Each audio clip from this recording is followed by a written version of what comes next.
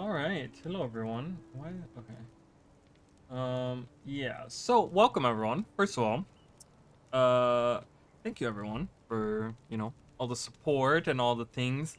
Yeah. So, as I said yesterday, or I don't know if it even went through on the stream or not, but I'm having some internet issues. I'm having some really weird issues, and I think I'm gonna have to reset my computer because I don't. I've been like trying to figure out exactly what's wrong for a while now, and I can't really figure out. So it's really strange, and I don't really know how to explain it even. But yeah, so if I have any issues like that tonight, I'm really sorry. I'm trying to, like I said, fix it. Problem is having to reset my computer is just kind of like I have to back up all my files, and I have to like do all that stuff, and then I have to reinstall everything, and it's just it's a big time investment for me to do that right now. But yeah, so that's definitely something that I'm thinking about doing, and then hopefully that'll fix it. But yeah, so if we have any issues, if I uh, you know, if it's like after midnight and this happens, I'm just gonna end the stream at that point. If I have it happen before then, I'll probably continue like streaming. I'll come back and but it is what it is. I do want to see, but yeah, yesterday we had an abrupt ending to the stream, which was super annoying, and I hated it. Hated everything about that. Let me see if I can do something here. Let me look at some.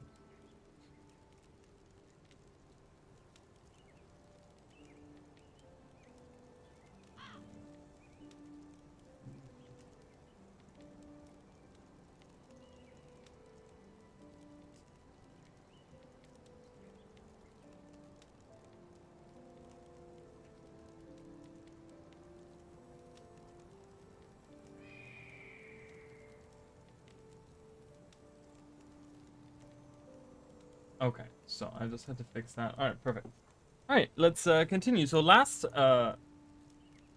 yesterday, last time we went into the Maguuma jungle. What were we doing? Oh, we did the Divinity's Coast. We did all of that with Shaymore, and we saw all of Shaymore and Loamhurst and all that. And I got stuck in the stupid swamp area over there. And then we went to Druid's Overlook, and we got a first look at like the Maguuma jungle. It's very cool. But then I did the Wiles mission, which we were chasing. We're part of the White Mantle. And we're chasing the Shining Blade because they are taking the villagers, the chosen ones. They're kidnapping them. But then we get to meet Evenia and Marcus, who are part of the like inner circle, inner council of the Shining Blade, and they kind of tell us that hey, the White Mantle might not be as nice as you think, and they're doing bad things with these chosen. So they bring us to the Bloodstone. And they're like, well, just see for yourself what Hablion does with the Chosen. So that's kind of our mission right now. But I didn't even read the Wiles mission. The Maguuma Jungle is perhaps the most dangerous place on the continent of Tyria. The Crichton's don't often venture inside its borders, and those who do are seldom heard from again. Stories of man-eating plants and gigantic insects are commonly told around the campfires and inside the huts of the local villages, most of the time to scare little children from wandering into the clinging vines. So they keep talking about like giant bugs and giant spiders and giant things like that. And then I think they did that because at the end of the Wiles mission, we deal with those giant spiders that were attacking the chosen or whatever. We had to free them. Yeah, and then so we get to the Bloodstone, and the floor of the jungle is damp and uninviting to anyone but thirsty beasts. In one particularly deep chasm lies the remnants of a powerful magical stone, said to be a relic from the time when the gods walked on Tyria. Not even the ferocious vegetation of the Green Jungle will grow on its surface. And that's all they tell us. And then we talk to Brayden, and he kind of explains like, hey, find out what they're doing for yourself firsthand. Like I said, I've been playing a lot of Nightfall. I just did the Dejarin Who did I take? Oh, I took him. I don't like him. I just did the Dejarin Estates mission, where you have to like free the centaurs and stuff, and I totally forgot that one of them actually joins you. That's what's so cool. I remember like Zed Shadowhoof joins your party, and it's really cool. I really love that. I really like him, and I'm really sad that we didn't get to see. I'm really sad that all of the centaurs, even his like descendants and stuff, were all killed in Guild Wars 2. Like we didn't get to see like any centaurs at all, really. It's kind of sad. I mean, I would have loved to have seen like a little side story with some centaurs and stuff, but it is what it is, you know. Um,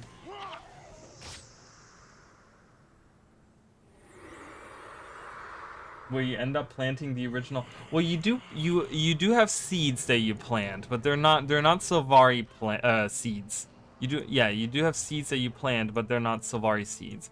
This is actually gonna happen in this mission. We actually have to plant the vine bridge, which they actually did that in Guild Wars 2, where you have to they have it in what's the place? Dry Top. Dry Top has it, where you drop them down in the magic circle and the vines grow. Oh yeah, there's the Chosen, the villagers in the Chosen. So we get our look. We gotta go down there. We'll be going down. We're following them. We're following them. I really love the enemy variety in Guild Wars 1. I really, really do. I like, that's one of those things that I really love. Is like we have these like thorn stalkers. I'm like, they look so badass. They're like these like weird scarecrow looking things. They're really cool. I love them. But yeah, unfortunately they're not Sylvari seeds. They're just like vine bridges that we built. And we're actually gonna make one right now, right down there. There it is. Just yeah, Sadra has our first seed right there. Look at that seed, like smiling. It's like, alright. If you're looking for Ryder, he's gone ahead. Like, it's kind of weird, some of the dialogue. I'm like, am I looking for Ryder? Is that who I was looking for? But yeah, so we dropped the seed, and the vine bridge grows, which is just really cool. I'm sad again that they kind of like, there were so many different things that they used in Dry Top that they didn't use in the places that they should have. Like the vine bridges really should have been something that was used in the Maguuma jungle. Like when we went, in Heart of Thorns. That should have really been something that was there, where maybe there could have been some Sylvari that cleansed a little vine seed flower. And they're like, oh, we have cleansed this from like Mordremoth's corruption or whatever. And you can now plant the seed and you can grow a vine bridge or whatever. I mean, we do it in Dry Top. And then the other thing in Dry Top was this Sandstorm. I talked about that. How I feel like that should have been a thing in Alona. Like one of the maps in Alona should have had that. I don't know. I don't know. I don't know. There's a new video out. It's super unpopular. Like no one wants to watch it. Totally get it. But if you're in the mood for something to watch, I do have a new video out on the channel. It's probably my worst performing video in the last year, if not longer than that. So, but that's okay. I mean, you can't always win. I can't always get really good videos and stuff. I mean, it is what it is. People like different things. I had a good time doing it. It was just a lot of effort, and I feel like it was a lot of effort for not a big payout there. Like I just feel like I didn't really get. I don't know. I just feel like it didn't really pay off putting like a month's worth of time into the video, But it is what it is. Like I said, there's gonna be other videos. I'm gonna start working on the second. That's probably gonna be the next video. I don't know yet. It depends on what ArenaNet gives us tomorrow. If ArenaNet gives us some cool news or something tomorrow, then and there's Ryder. That's what we're looking for. If they give us some cool news, I might make a video about that. But I will be starting. I haven't started yet, but I'm gonna be starting to work on the next dual classing video, which is super fun. Super fun. It's gonna be really good. And I think I've decided to do Necromancer. I think that's gonna be the one that I wanted to do.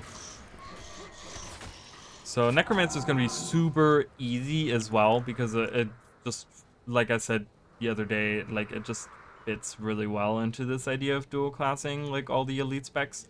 Yeah, so I just feel like it's gonna be a much easier thing because it's on like it seems like for the videos that I'm trying to sell something, right? So the more evidence the better on like usual videos, you know. It's like I'm trying to like tell you something or trying to you know, explain something to you guys or whatever, you know. It's like it, you know, it's but this is like I'm really trying to convince people of like, hey, so it's all about like the evidence and stuff. So there's a lot of you know, for the warrior I needed a lot of evidence on the claims that I had, so to say, on the dual classing, where I think on the necromancer I won't need as much.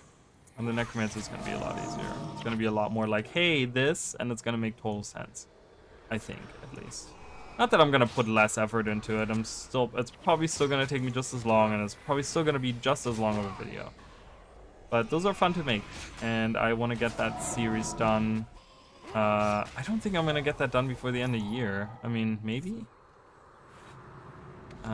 Because even if I do like one a month, like there's a lot of classes. There's a lot of classes to go through. If the sound of the game is too loud, let me know. Let me know. Oh my goodness. Got knocked down. Oh, they use earth magic. See, I really, man, that's something that I really think Guild Wars 2 needs to, I don't know, something, I guess I can play Guild Wars 1 for that, right? Where I can have like specific elementalists that play specific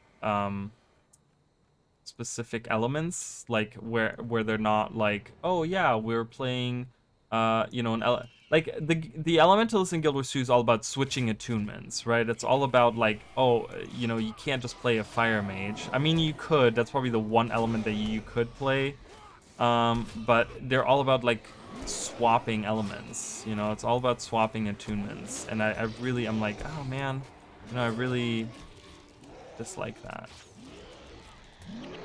Hey Jacob, how are you? Welcome. Welcome back.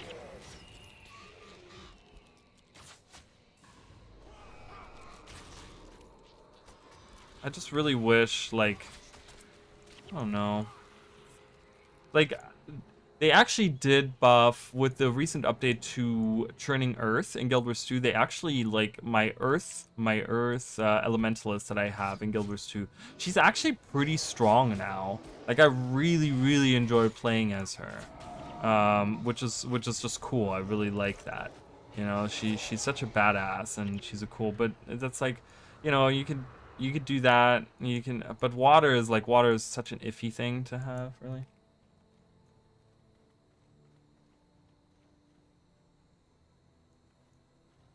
Yeah, I mean, there's a certain appeal to it, right? Like just having, because we also, fashion is like a huge part, right? And if you have something that is specific to, like one element, then it's easier to make like fashion all around that. Like if you have an air mage, you know, you can do all the things, but it's like, you know, if you have a master of all elements, and it kind of, it also takes a little bit away from the identity, I feel like, of the individual players, right? Because it's like, the cool part I always thought in Guild Wars 1 is that, like, even with the henchmen, right? You have different henchmen, and like, when you go to factions, for example, I think factions and Eye of the North have it the most, where they just have like a shit ton of henchmen that are everywhere, right? There are all these henchmen that you have, and there's like three different elementalists in there. But it's, you know, one is an air elementalist, and one is an earth elementalist, and one is like, it's kind of cool because like, hey, it's not just like, you know, that's what was so cool about that, right? It's like they each had their role. Like you had a protection monk or you had a healing monk. You know, you had a restoration ritualist or you had like channeling ritualist, you know. And we do have those identities for the classes in Guild Wars 2, because you can make like a, you know, you can make like a heal brand or whatever, you know, quickness heal brand or whatever. And then you can have like a damage dealing fire brand, right? And it's like that's their, you know, their own identity there. But the problem is, like, I think with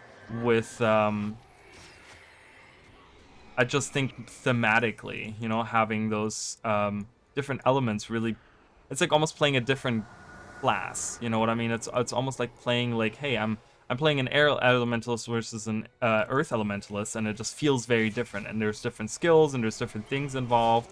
And in Guild Wars 2, they just don't have that. You know, it's just like you're bound to pick, like, I can't just like pick just earth element.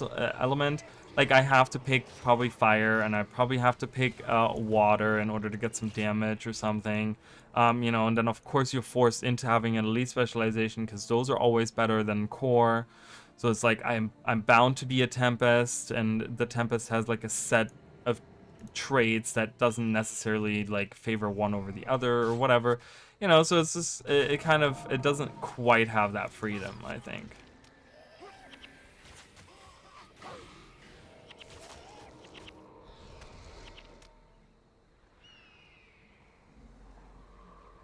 We don't. What do you mean we don't string bows?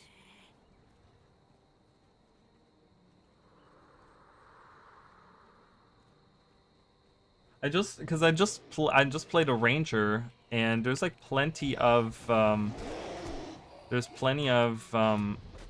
bows that have strings on them.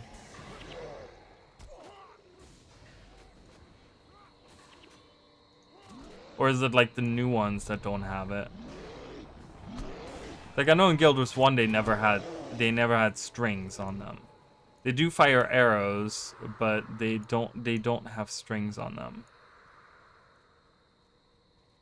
I always hated this part of the mission where you have to like keep coming back for these stupid vine seeds. And this is where it helps actually having multiple people in your party, because you can just like take all three of them and just like wander around with them.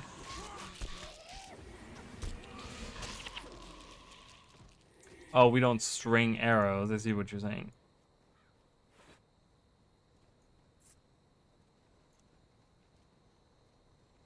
I mean, doesn't it have like the little animation where it does it? I don't have water. I forgot to put water in the fridge, and I don't like drinking room temperature water, guys. I don't. So I have to wait for it to get cold. I forgot about it.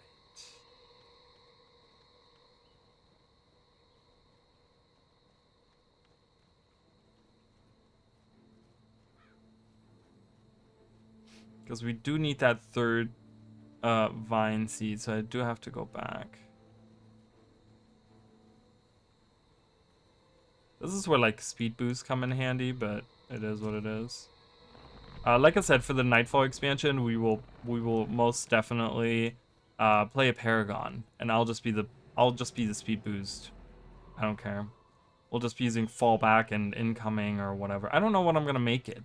Like, Imbagon is like, I guess the best you can do, but I don't know. I don't know. I've always liked the idea of having a like a healing Paragon, because a lot of them are like AoE heals too. I don't know.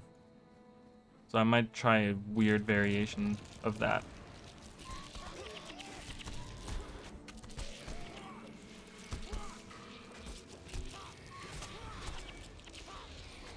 Yeah.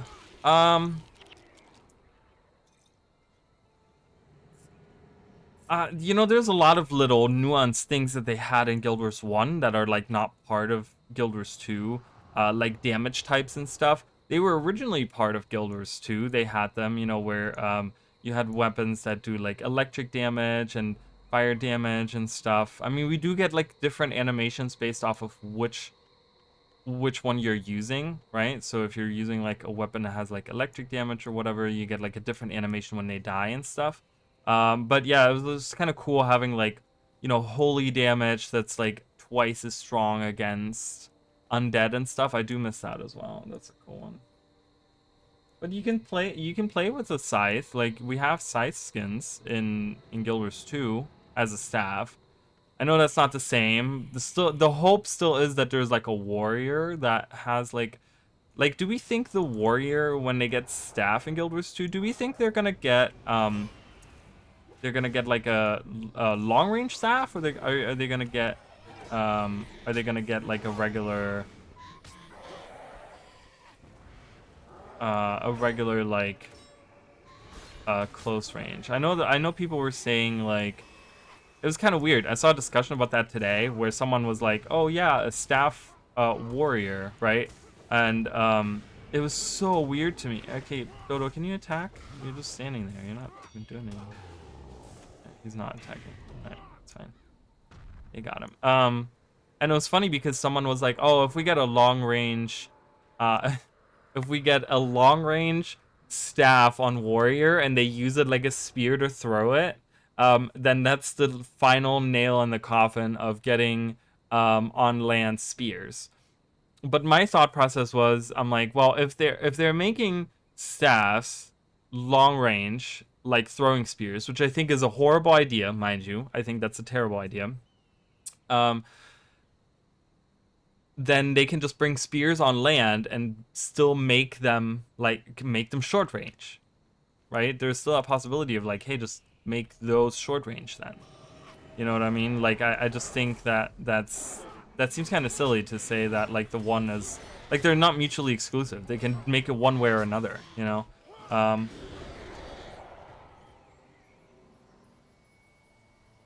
No, staff is not a scythe. Okay, all right. I don't know. I really enjoy. Oh, there's Ryder finally. We were up there. Wait, where were we? We were up here. Yeah, I think we were up here. Yeah, that's right there on the map. I really like Herald. Herald is like a really like a dervish. Like Herald is a dervish in Guild Wars 2. It really is like that. Does it play exactly the same? No, but the concept is there. You know, obviously it doesn't play the same. It's a completely different game. So I'm hoping the direction of the new expansions lets them add more weapon types. They kind of box themselves in with the current setup. New World is 1 year old and they added 3 new weapons. Guild Wars 2 10 years old and nothing. Yeah, I mean, but you know, they still added new weapons to the classes. Just stuff they haven't, just no new weapon types. Again, I mean, you know, we keep comparing Guild Wars and ArenaNet to these other companies that just have, you know, limitless budgets.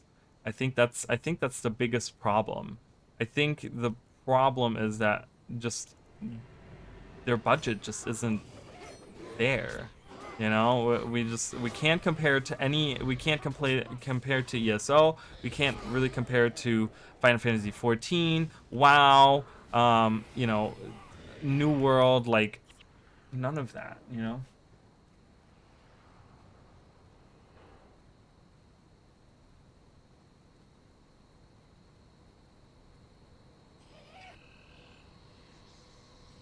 See, I need another.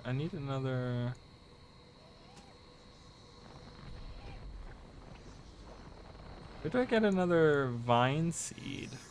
And down there? Do I need to go down there to get another seed? I think so, because I need one over there.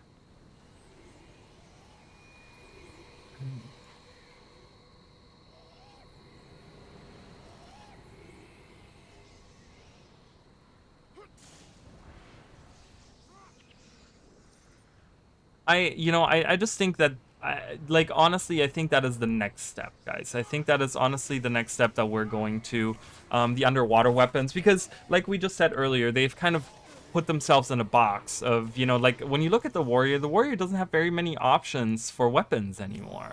You know, if we're ignoring underwater weapons, there aren't that many weapons that the warrior has options of getting. You know, we're getting a staff, and then we can do like a main hand pistol, and we could do a short bow, and you know, but it's gonna get to the point where, you know, that's like gonna be it. So in a few expansions, we're gonna run out of that. Which, you know, if they're doing smaller scale expansions, and we don't know for a fact that they're doing them on an annual basis, mind you, They have never confirmed this, that it's an annual basis. They just said that they wanted to do smaller scale and release them more often, but they've never given a specific time frame on that.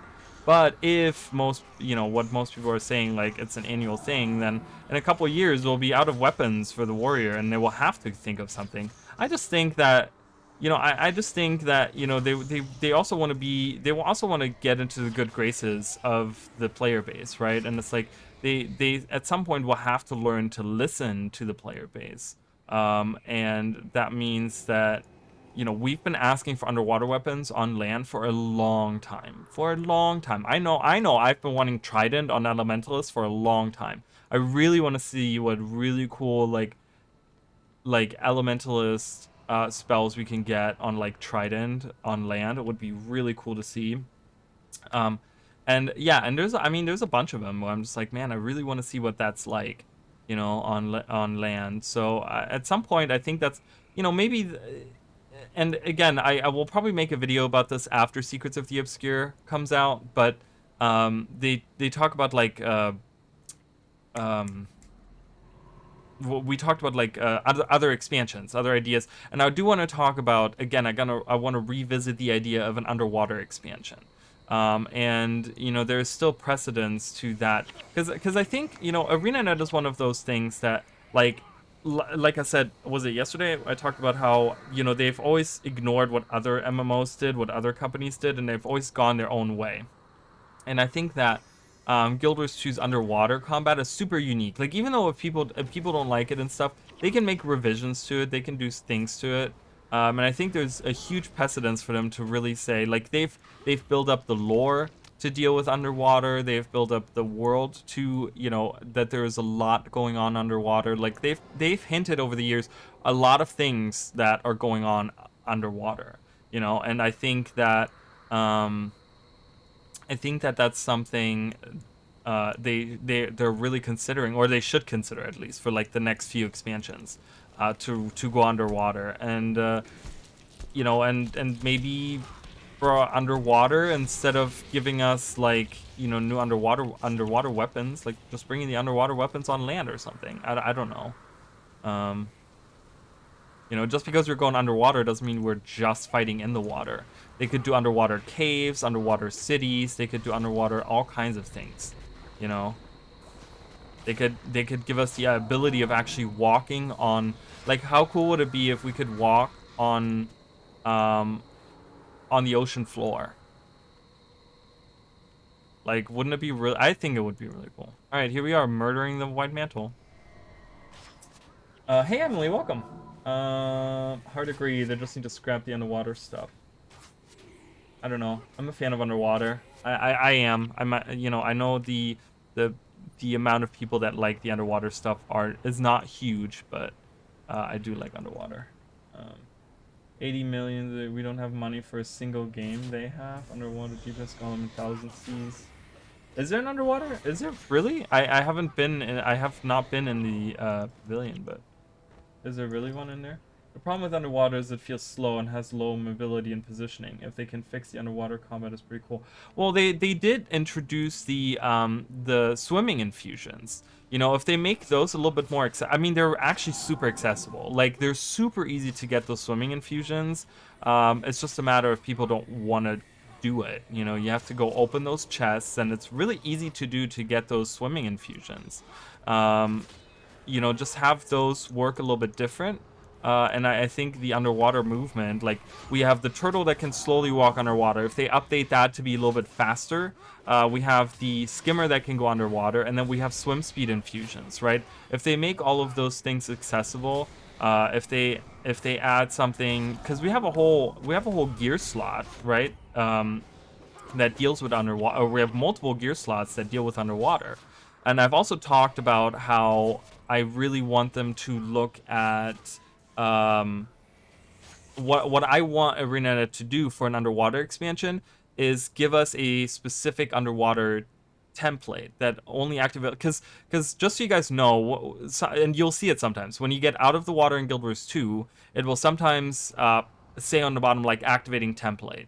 So somewhere in the engine or whatever, when you get out of water, it actually does load a whole new template, even though it's like the same one that you have or whatever. So they could just, it seems like they could easily just create a specific template that's just for underwater and then give us underwater trade lines. And that could deal with things like movement, that could deal with things like balancing, with different weapons, with like all those things, right? Where we could get this, and it's it's a template that activates only underwater, and you can have your underwater trade line in there. It's just one trade line that they need to make. They don't need to make multiple of it or whatever.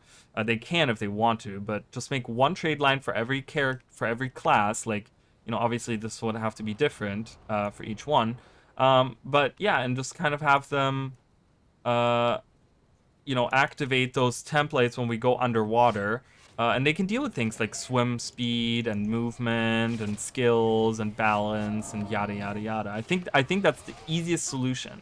You know what I mean? So I could definitely see it. Like, if they invested the time in it, it could make a really cool underwater expansion. I really think so. And Turtle feels really good underwater, but nowhere really to use it. I mean, does the turtle feel good underwater? It feels really sluggish. It feels so sluggish and slow, and it's already, like, the turtle already feels bad because it's so slippery. I don't know why the turtle's so slippery. I feel like for such a heavy creature, it shouldn't feel so slippery as it does. I think that's something that even when I beta tested it, it was just like, ew, what is this? Why does it feel like that? I've not been excited about the turtle since then at all, unfortunately. Underwater would be better if they could make everything work. It sucks when a whole class gets removed by a lake. Yeah, I mean, again, it would definitely need a revision, like a complete revision of the underwater combat and all that. All right, we're here, guys. We're here at the Bloodstone. I am the Scythe, the bringer of salvation. And I shall harvest the souls of the unbelievers, for their stench will linger.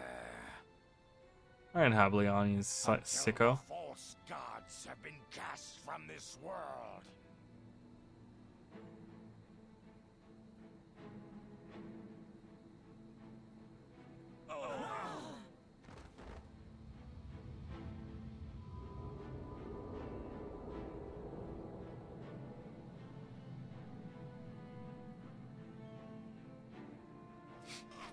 Well, if it isn't our old friend. Oh my god, my fire ember's like, nah. We thought you'd been killed by the shining blade, but I see we were mistaken. That's really fun. We're on to you, Hableon. Your days of murdering innocent people end here. I'm afraid you're mistaken. If anyone ends here, it will be you. Get them! Prepare to pay for your sins, Hableon. Okay. Sorry, I just wanted to wait that out until we... Alright, Hableon. Did I damage it? Oh. Yeah, whatever. Kill that abbot. Damn, this guy says Stench is still lingering 250 years later. This is what Matthias says in the wing too. Oh, really? Is that really what he says? That's kind of cool. That's a cool callback. I have fought Matthias, but I have not paid attention because I was like playing with other people, and I was just like, I gotta concentrate. I gotta do a good job. I always feel so much pressure when when I what are they doing?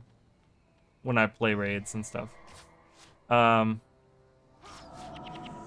so WoW actually has like a really cool underwater, like, it was really awesome. I remember playing it. It was really cool. They have like a specific map that's like an underwater map or whatever.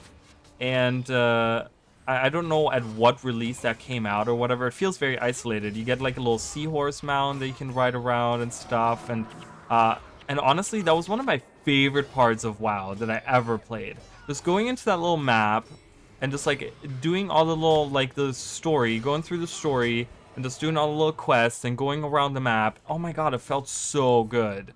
And it's ever since then I've always like thought about like, man, I know that like Guild Wars 2 could have like a really cool underwater like expansion.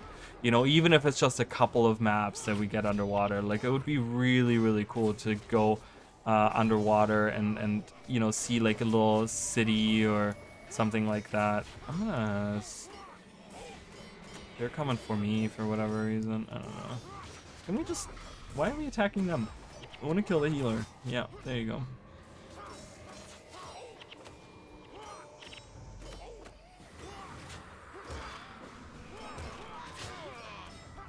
Healing, please. Thank you. Dude, Hableon. Suck it, Hableon. Suck it! You jerk.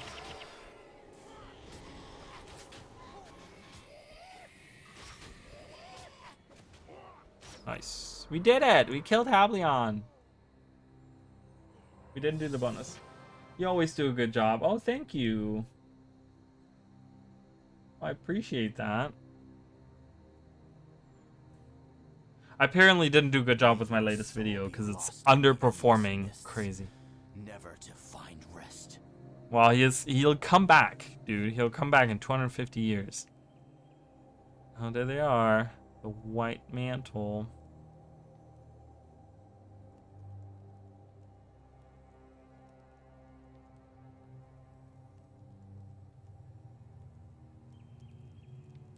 The white mantle have been called once again to arms.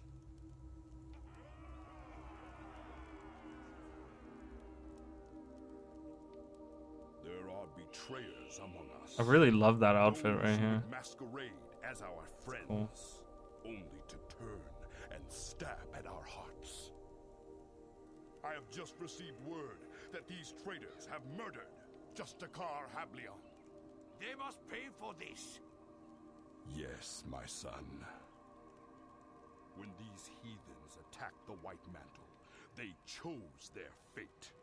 Now it is for us to deliver upon them what they Oh, have asked for. the Eternal Battlegrounds video. Kill them all. I released it today and it's underperforming. Without justice and Massively our underperforming. vengeance. Leave no stone unturned. Oh my god, the Find white mantle's coming betrayers. for us. Find Hableon's killers. Kill them all. Jesus. Alright. Looks so grumpy too. White mantle cape, yeah. I guess that would be kind of cool, right? Here's Gareth Quickblade. Doesn't he appear in Bloodstone Fen in Guild Wars 2? I think he does. Isn't he one of those like ghosts that you can find out there? I don't remember. Oh, thank you so much for subscribing. I appreciate that. Thank you, thank you. Let's sell everything. But you know, I really love the die system in Guild Wars 1 as well.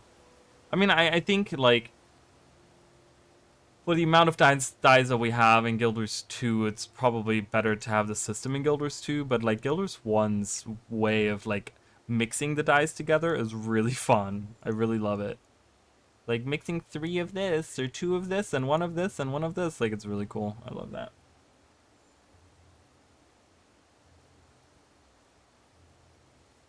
It's in the gem store?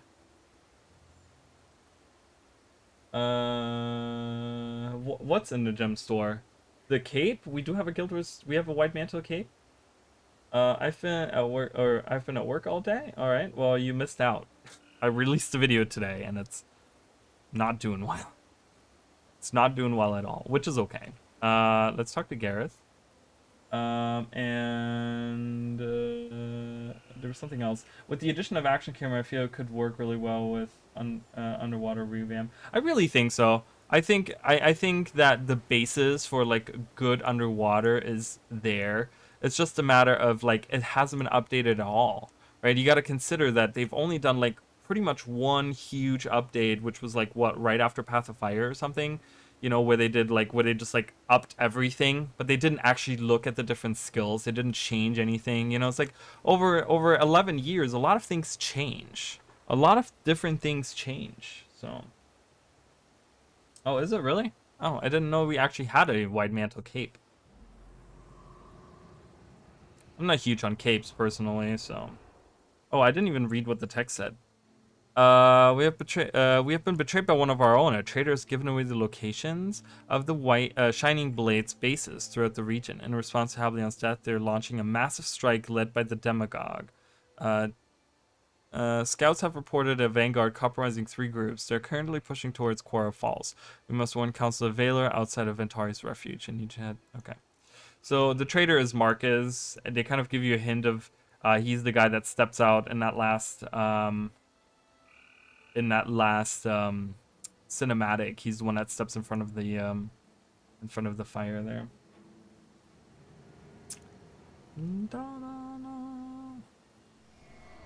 Go. We're slowly leveling up. We're slowly leveling up.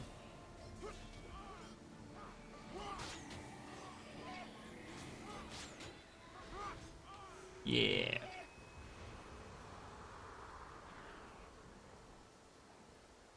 Oh yeah, the white mantle glider. Yeah. Yeah, it's kind of weird, right? Well, there's a couple of capes that kind of look like that, but they've never like it's not a white mantle thing. I still think that there's a lot of like different outfits and stuff that they could do. I mean, I know outfits aren't that liked really, but I do like to wear them sometimes. Some of my characters just wear outfits, you know. I don't know.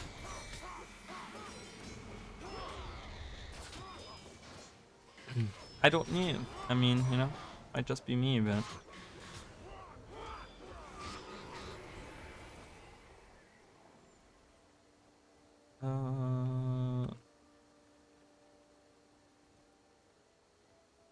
Look at the beauty of the Maguuma jungle.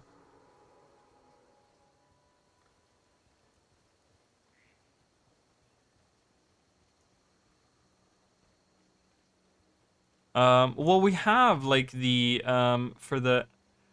There's a couple. I think there's a couple of armors that look like that. I mean, we have the Luxon out, like the Ritualist outfit, which is kind of like almost like a Luxon armor. I know it's not the same. I totally understand that. I totally get it.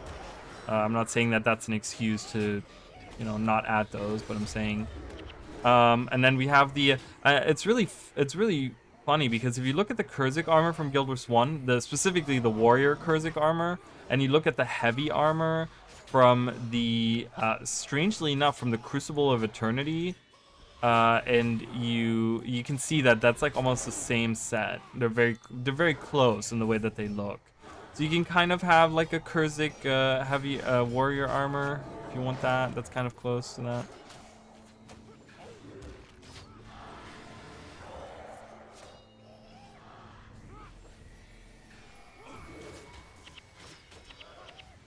Oh, there is a white mantle outfit. You're right. Yeah, there definitely is a white mantle outfit.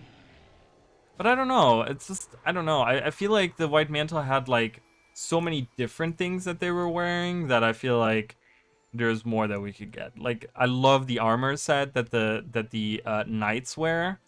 I like all of the different ones, you know?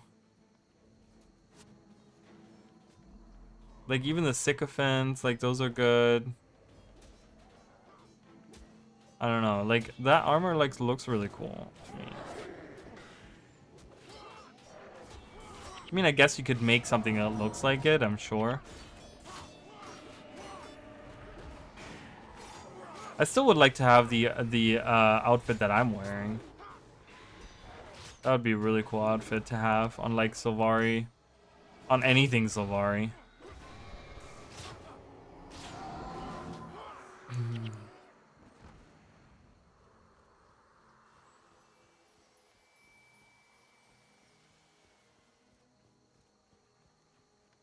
Yeah. Get the whole Luxon Ritualist armor, yeah. It's just kind of weird because in in Guild Wars 2, and I don't know if this has something to do with the way that they have it set up and stuff. Like skirts and stuff don't really look good. A lot of like butt capes and anything like that, because it's always like it's like it looks like you're wearing this like, you know, it's so stiff. There's no like flowiness to it and stuff, and it's always is like so away from your character. It looks like you're wearing like a little like, what is that called? Like underneath like a dress that they would wear back in the day. It's just weird, like weird frame around it, you know. And and I think that one has the issue of it kind of pokes forward, and I hate that when you have like something that's supposed to be just like straight down, but it like pokes forward. That's why I don't like a lot of the butt capes. I don't like a lot of the like the capes in general. You know, it's very I don't know. Looks very unnatural and looks very stiff and weird. There's no flowiness to it. There's no nothing.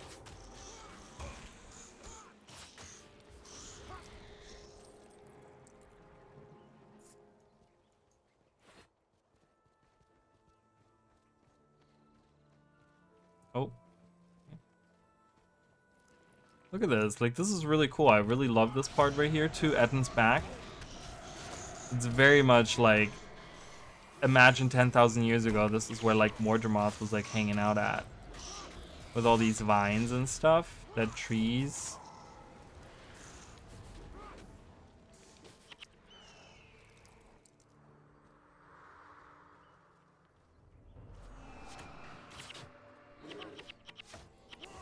Yeah. Yeah, I have Jin here. There's a lot of like different assets I feel like they could have reused from White Mantle stuff. But you know, again, we don't really want to revisit that. I don't think right now is a good time for it. I think if we were maybe talking about Seers and Mersad or something, we could get some I don't know. I just feel like that train has kind of left the station, unfortunately. We gotta go this way. Oh, I could have gone around that way. That would have probably been faster. That's okay.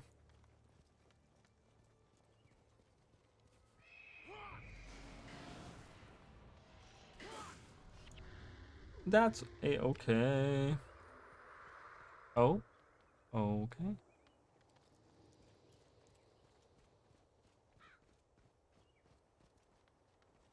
Welcome to Guild Wars 1, where you have to walk around everywhere. Imagine they added mounts in Guild Wars 1. Oh man, that would be hilarious. That would be so funny. I wish they would do something with Guild Wars 1. You know, I really think, like, I talked about this yesterday, and like I said, I've been playing a lot of Guild Wars 1. And look at that big tree. Look at that big ass tree, dude. Wow. And it's so crazy. Like, so many people are still playing this game or have returned to playing this game. And it's just, oh, man, it's just really like, I don't know. I really think that there's still something. I feel like there's still stories that Guild Wars 1 could tell. You know, there's still like adventures to be had in Guild Wars 1. I really think so. Imagine Guild Wars 1 with like updated graphics. Wouldn't that be cool? Let's see what we got. Oh, that's a really good Mesmer one, isn't it? Yeah. I think that's a really good Mesmer insignia.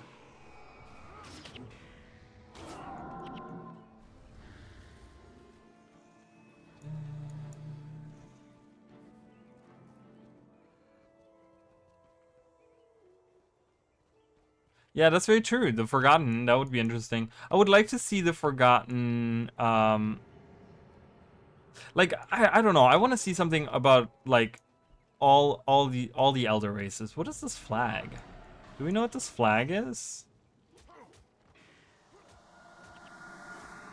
It's not Shining Blade or White Mantle, so I'm just trying to figure out what that flag is. Is that the Maguuma? Is that the Maguuma? Maguuma Centaurs? Imagine a Guild Wars 2 remaster. Yeah, if they remastered Guild Wars 1. Yeah, I mean, I think there's really precedence for that. I really think.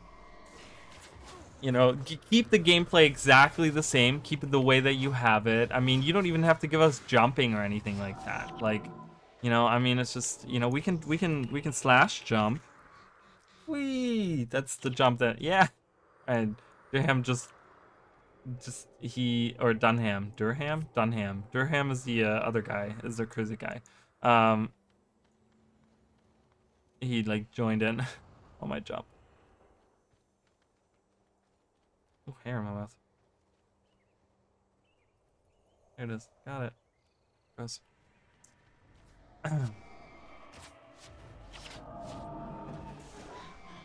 Antari's Refuge.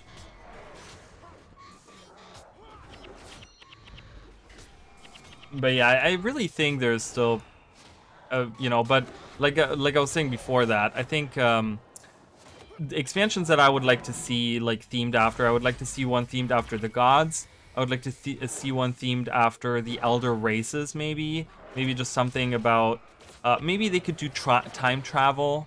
I don't know. I mean, I just, again, it has to be done correctly, but wouldn't it be cool to go back 10,000 years in the past and go to when all 5 of the elder races were like fighting together against the elder dragons or something? I mean, I know getting back to elder dragons and stuff, but you know, I'm sure 10,000 years ago there were other issues at hand, right? You know, Giganticus Lipicus, like seeing a whole bunch of them like just being alive and roaming the planet or whatever. I don't know, maybe seeing the cliffside giant or colossus or whatever it's called. Like, I feel like there's some interesting stuff they could tell there. So that would be one. And like I said, underwater with Largos, Quaggan, and Kraid and Naga and stuff. So there's definitely interesting things that they can different stories that they can talk about. All right, we're here at Ventari's Refuge. Yeah, that too. Like, where did humans come from, right? Oh, yeah, that's so interesting. All right, Counselor Valor. You've brought us time here. Your deeds today will not be forgotten. Okay. Gareth's support will be here too. Oh, let's see. Okay. Urgent warning. Elder Gretchen may, you may bring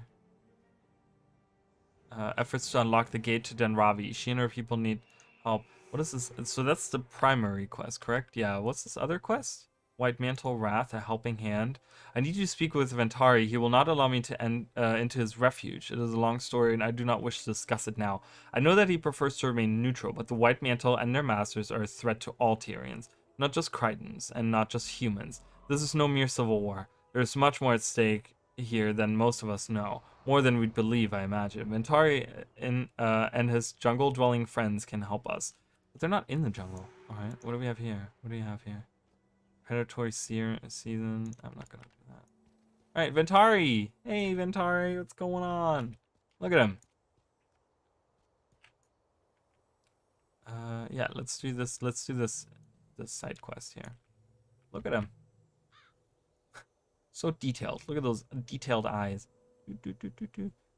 You're flashing, Ventari. What's happening? He's about to explode.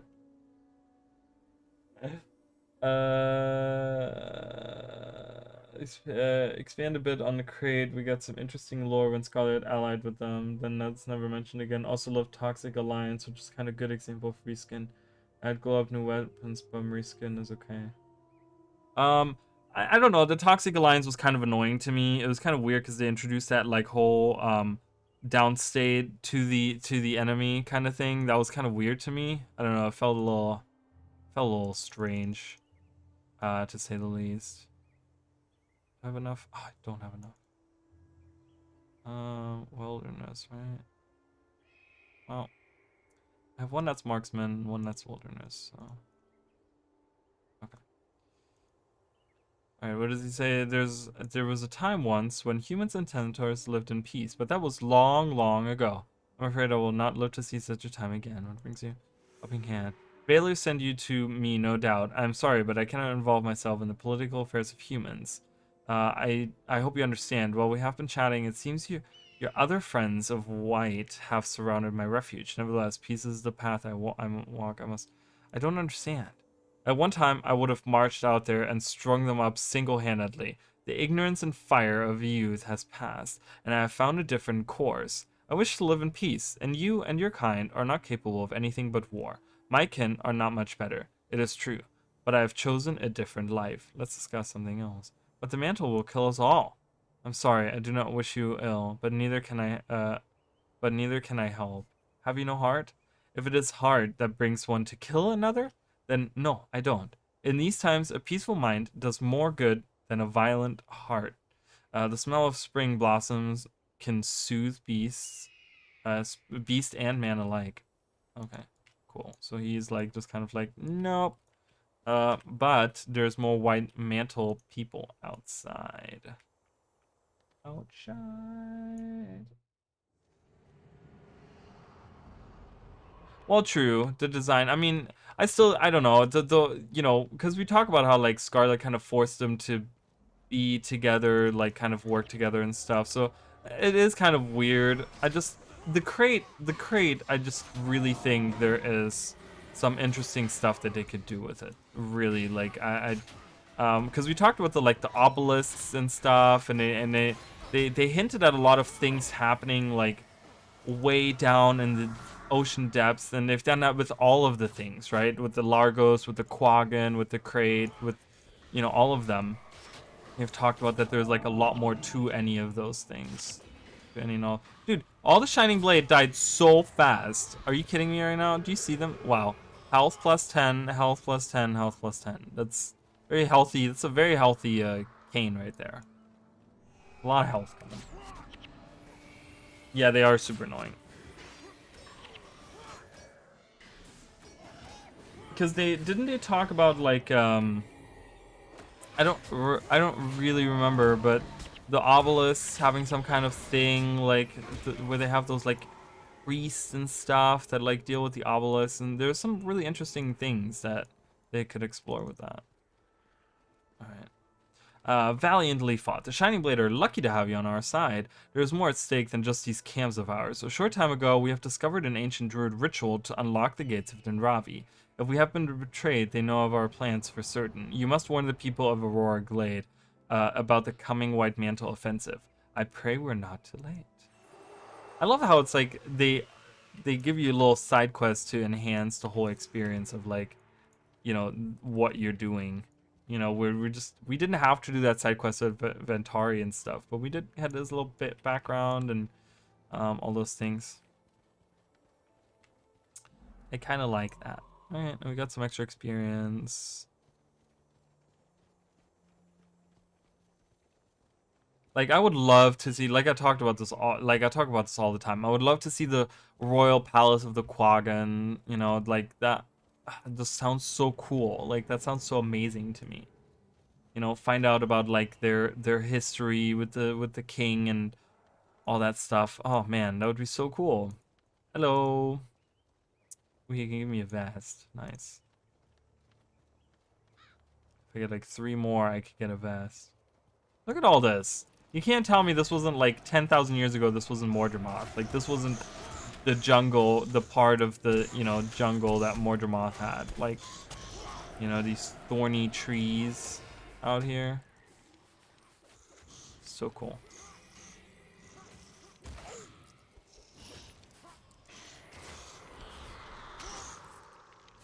So cool. One thing that I never realized this little passage existed, and I always took the long way around. You have to go like all the way down, and you have to go like around and stuff. And then one day I was like, oh, you can go through here? And my life was changed forever. I do like Arborstone. I mean, I like Arborstone in the sense of like what it looks like. I just think that I'm having the same problem with Arborstone that I have with like the amount of maps that we're adding. Like, for expansion, I kind of like that they're doing smaller expansions, because I'm sick and tired of having these expansions that give us like 4 or 5 maps and then a Living World season with like 6 more maps after. We have so many maps, and a lot of them are kind of empty. A lot of them like aren't getting played much, you know, and it's kind of you're stretching the player base kind of thin around. And I think the same issue I kind of have with like Arborstone, because it's another hub world. It's another hub map, right? It's like they tried to do that with the Sunspear Sanctuary, and you know we have all the passes. You know, those are hubs as well. Like they have us go there as well. It's like it's kind of weird. I'm just like, I'm just not a fan of those hub places. I don't know. It's just too many of them, and it kind of spreads out the people. You know, back in the day, it was like back in Guild Wars 1, it was just like, well, Lion's Arch, or, you know, depending on what the expansion was. It was like, it was Lion's Arch, and then it was like Kaining Center, you know, and then it was Kamadan, right? But it's just like, that's where the people congregated, and it was kind of nice. I mean, I know that like Lion's Arch is still like the main one, but then we also have like the Eye of the North, and we have Arborstone, and we have like this, and we have that, you know, it's just, I don't know. But I do like Arborstone as like what it looks like and everything, so.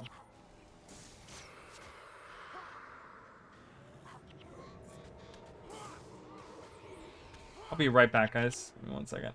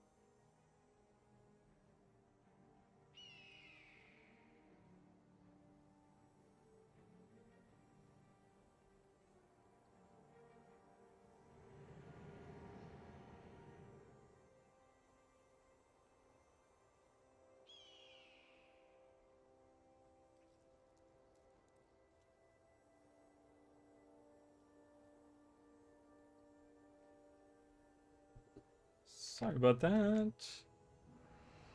Right. No, no, no. Okay. So we're on our way. It's very, I don't know. This is very bland. I wish they would have put some stuff here.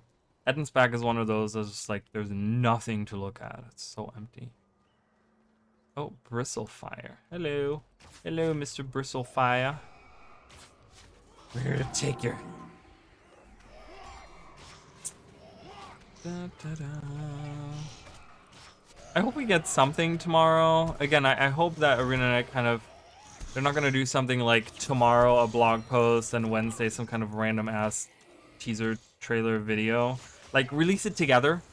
I think Tuesday, like, we're so used to Tuesday being update day that it's like, do it on Tuesday. Do it all on Tuesday. Like, why did we get a Wednesday video? It was really weird. So I hope that they will give us something tomorrow. And then I'll make a video about that. I'll talk a little bit about last week and whatever. And we'll talk a little bit about the things we've talked about since.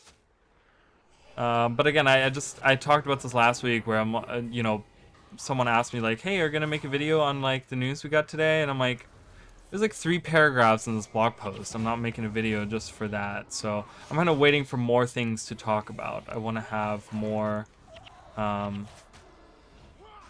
don't know, I just want to have more to talk about. I mean, do I always want to make an hour-long video? No, not really, but I kind of do. I do enjoy it. I enjoy it a lot, but I don't know if people want to sit through an hour-long video. People don't even want to sit through a 12-minute video. So, I mean, some people will, right? Some people will, but not everyone.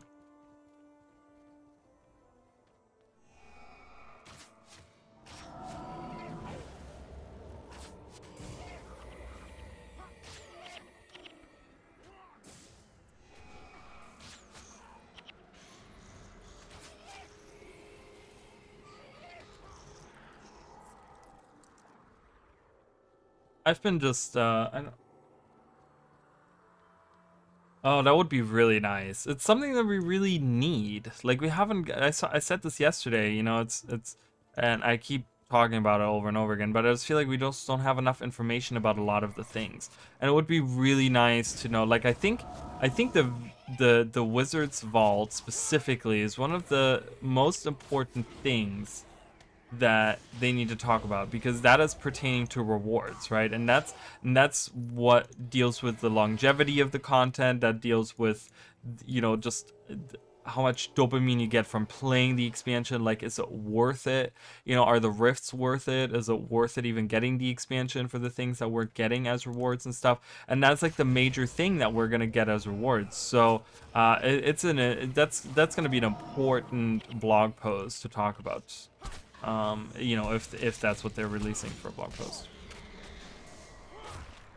I hope you're right. I'm some people. I forgot what I said pertaining to some people. Oh, that like to watch hour-long videos.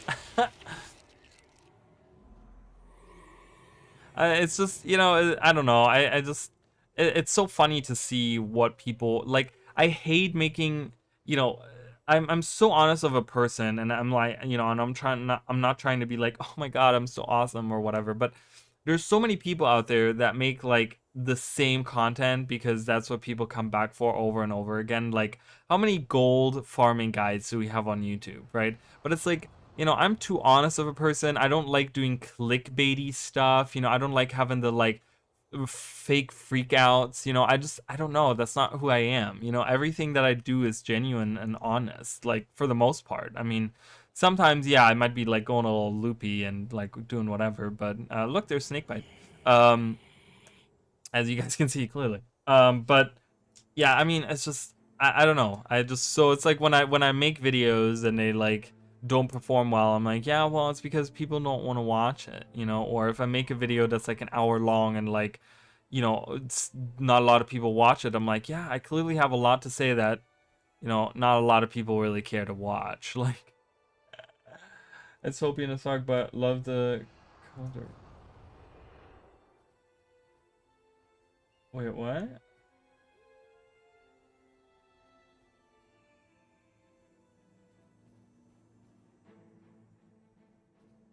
Oh, I don't think we're gonna get the Fissure of Woe. That's super.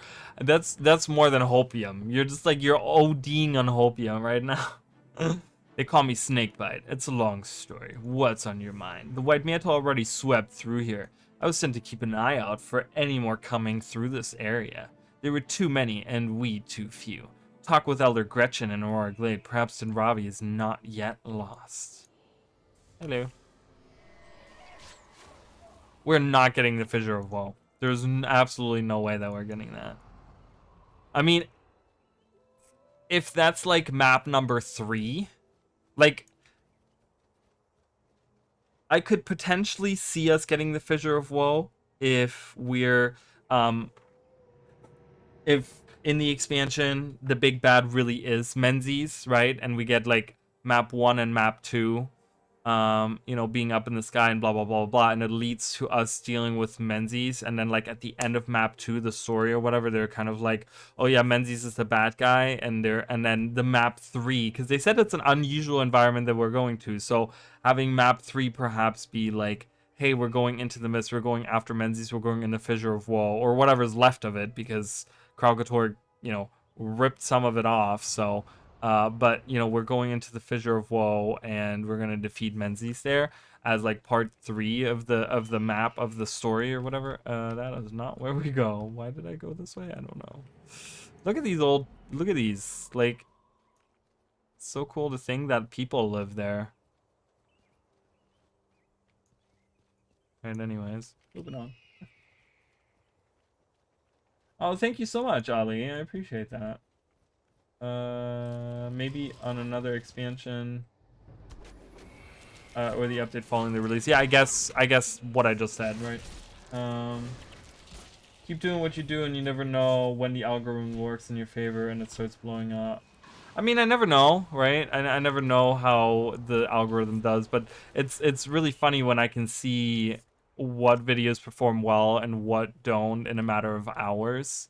You know, I can like see within hours, I can see if a video is performing well or if a video is not. The shorts, surprisingly, like I never thought that the shorts would take off as much as they do, but people love the shorts. And I love the people for loving the shorts, because the shorts are really what my whole content is about, right? They're like these random bits of information or whatever that like I just want to, you know, show to people. Yeah, it's just really cool that people have been loving those. So that's been very nice. There it is, Aurora Glade. Well, no one expected a part of Fissure of Woe and Underworld. Plus you get the audience you cater to. Well, that's very true. Yeah, that's very true. You know, I wouldn't want people that come in here and they're like all about raiding and you know, min-maxing on the builds and stuff. I'm like, I don't know any of that stuff. I wouldn't want someone in here because I don't know what to even talk to them about. But oh my good god.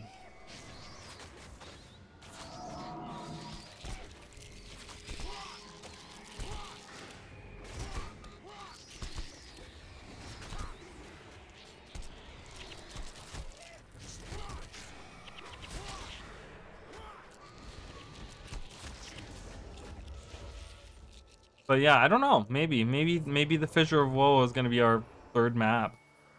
I mean, I don't. You know, are we gonna touch the mists? I don't know. It's very interesting because again, we don't really know. We don't really know where the story's going. You know, we don't really know how. My god, that fucking train is so annoying. I have a train coming through town right now, and some of them are really loud and annoying. Like, they will honk their thing like 17 times, and it's like, we fucking... And some of them will do it like once. They're really like, meh, and then they like keep going, and it's like really quiet. But some of these like train conductors, man, they're just like, meh, meh, meh, for like 10 minutes, and it's like, we get it, bro. Jesus. It's like, and I'm not even that close. Like, it's like down the road, but it tunnels right to my house. So it's like the whole street, like tunnel, like all the houses tunnel the sound right to my house. Crazy. All right, here we are, Aurora Glade.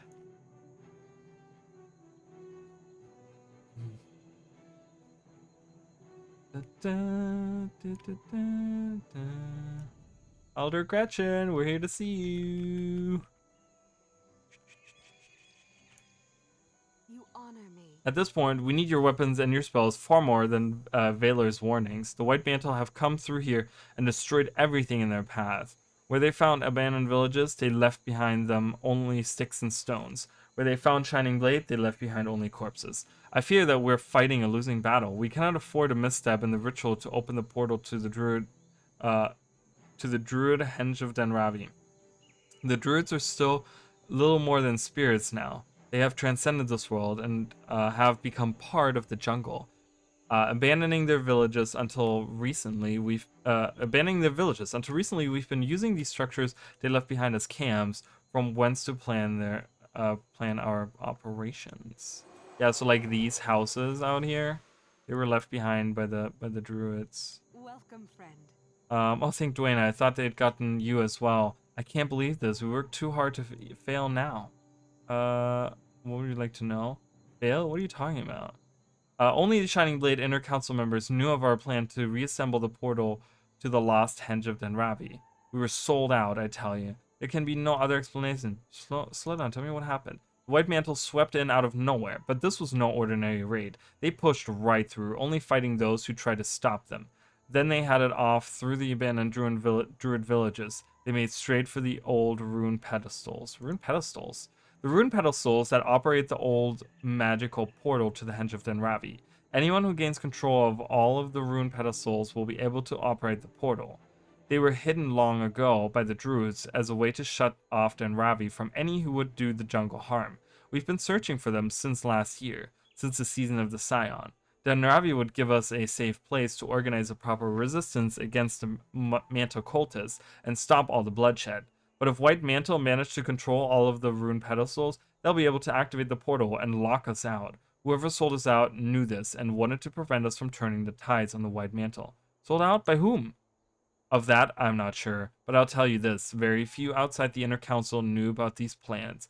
It's a possibility. All I know for sure is that we were attacked at precisely the worst moment.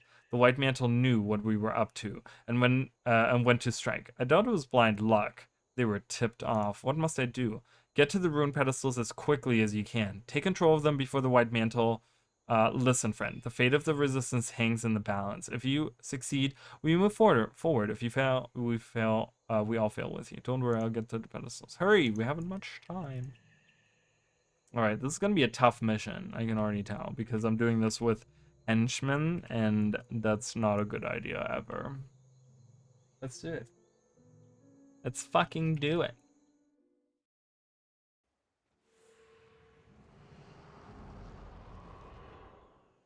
I'm venturing around so much. We're going through the whole game. I love it. Alright, let's go. Oh, this is where a bunch of the spiders are going to pop up.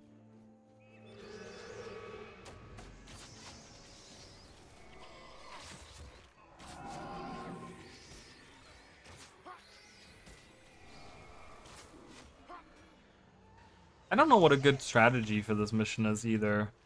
Like, I've always tried to do it. I mean, I don't know. The last 10 billion times that I've done this mission has always been on level 20 with heroes.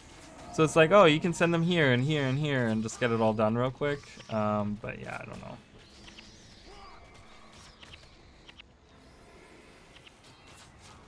So we'll see how I'm supposed to do this with henchmen.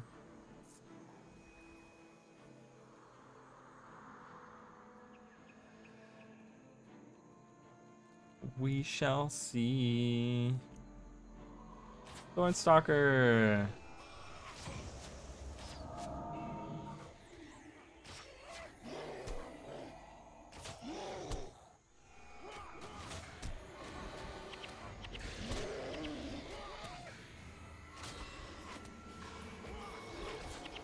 All right. Oh, we got stuck. We got stuck.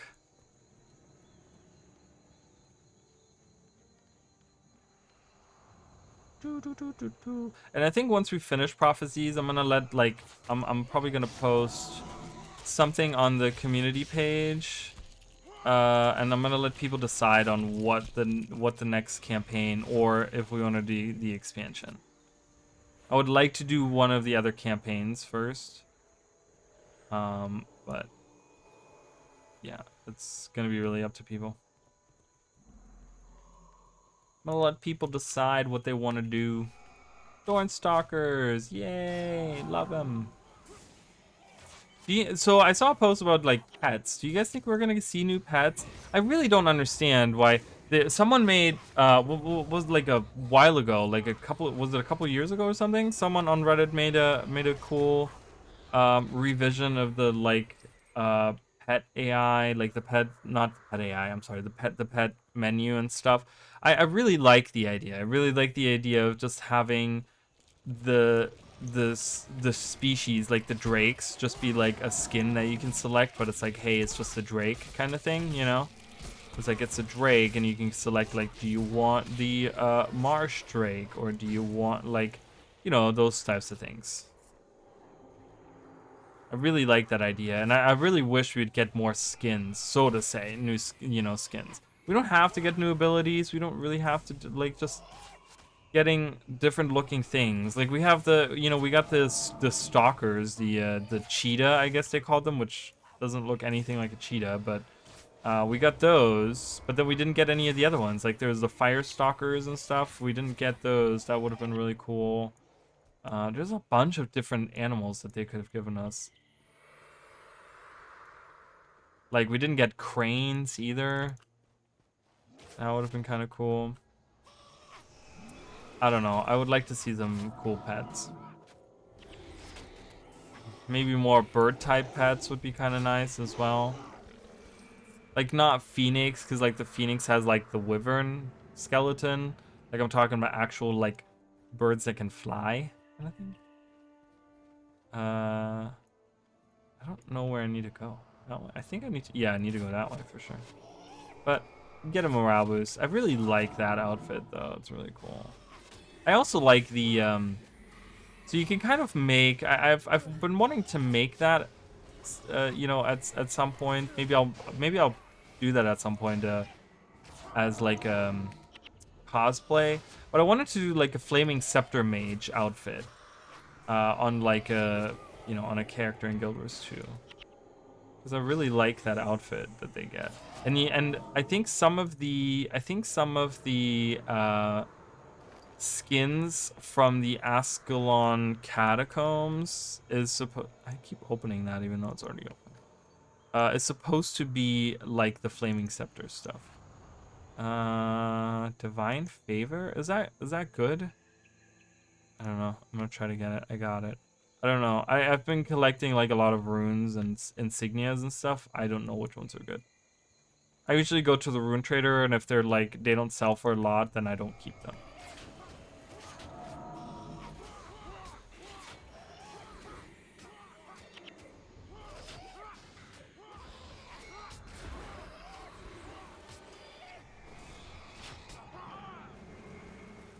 Lars the Obiasant. I don't know. I don't know how to say that. I don't know what that word means. I'm an uneducated swine. What can I say? I did not get a higher education. Okay? Judge me. I don't care. Bam. Kill him. Get him. Alright. Oh, the druid is up there. Okay. Hello, Mr. Druid. You have an exclamation point inside of you. Are you okay?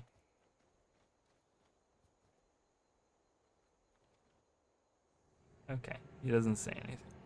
That's okay. I love the crystal though.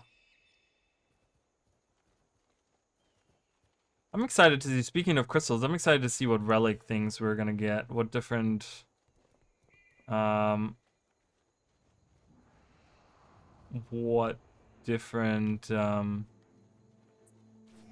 like effects and stuff we're gonna get with the relics. I don't know if they're gonna go crazy with it, but it would be cool if they went crazy with it.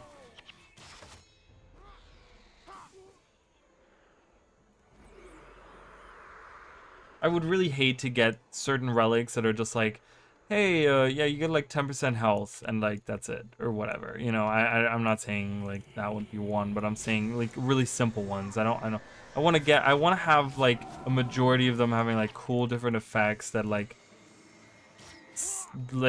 just interact with combat in a different way. That would be really cool. I would like that. were up there earlier. Oh, hello.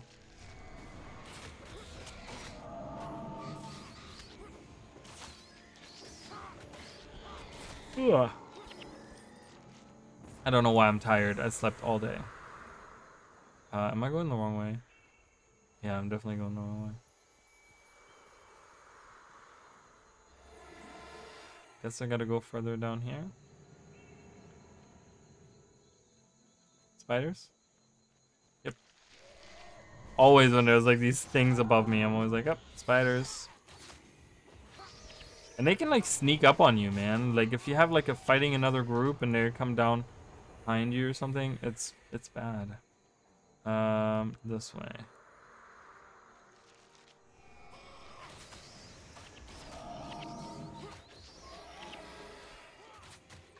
Evan spider leg.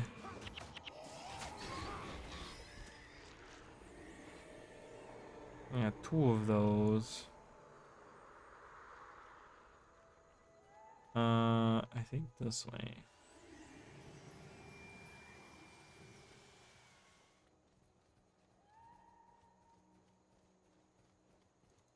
Wind Riders.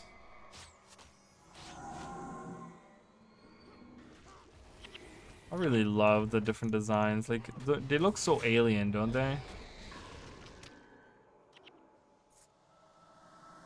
Ew, and do you see, like, the effect on their skin? What is that called? What is that effect called when it's, like, oil and water? Or, like, it's more like fish scales, where they have, like, the rainbow effect on them. There's a name for that. I forgot what it's called. I forget. I forget.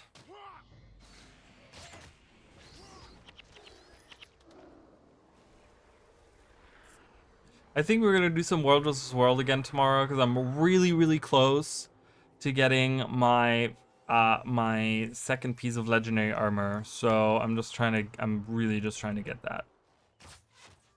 And World vs. World has been like, because of, I guess, I don't know if it has to do with like the matchups or whatever, but it's been I'm on Blackgate and it's been very very busy. A lot of people have been playing and stuff, which is always fun when there's a lot of people playing. So.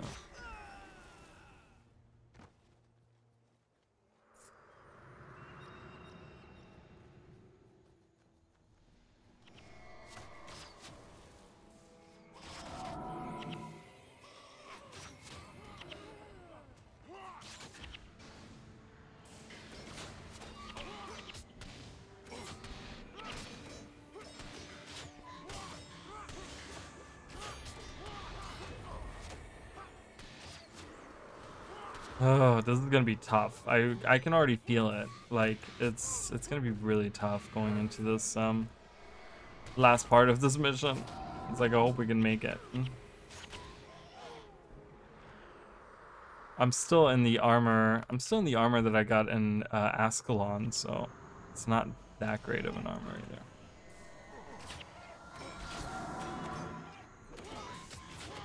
It's not that great.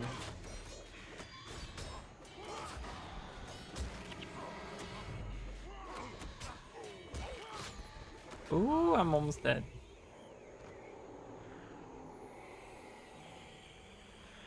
Healing breeze.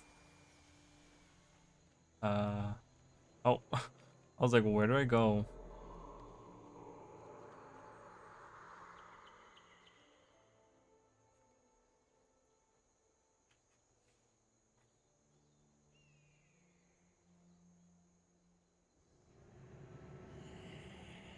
Okay, sorry.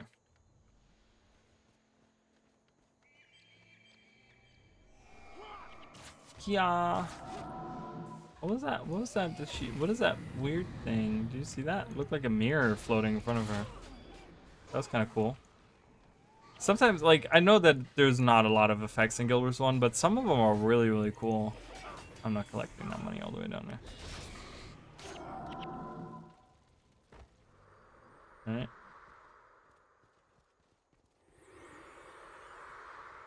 I also cannot do the bonus in this one because, just because. Because I have to go into the enemy base to kill the enemy. Isn't that the one? Isn't that where I go into the enemy base and I kill the like leader there? And I can't really do that. Yeah, something like that. Bird attack.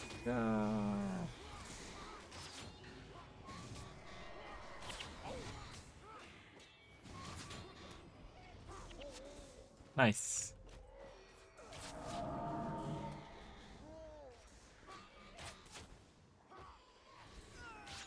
Alright, nice. Alright. Let's do it. I think this is it, right? Isn't the next part? Yeah, the next part I can see it already out there. I love how like I'm going backwards. Or I'm like I look like I'm going backwards. But yeah, so the next part right there, we gotta do it. It's it's so weird because like the other missions, like the Wilds mission, felt really long, and then Bloodstone was really short. And then Aurora Glade is really short as well. Alright, let's do it. Oh. I guess they're bugging out. They're supposed to disappear. I was wondering that earlier. I was like, this doesn't quite look like what it's supposed to. Alright, well, here we go.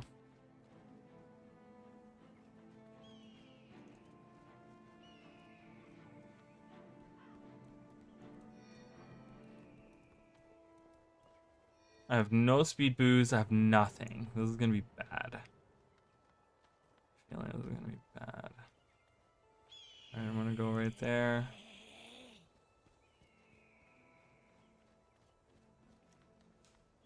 Oh boy, wish me luck, guys.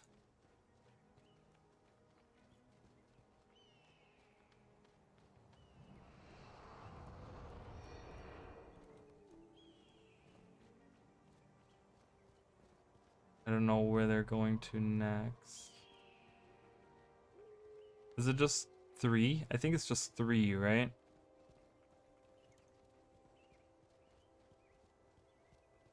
Where are they going? Oh, I went to the wrong place. Oh, they're coming straight. Ooh, perfect. They're coming straight to me so I can kill them. No, get him. Don't let him do this. Kill him. No.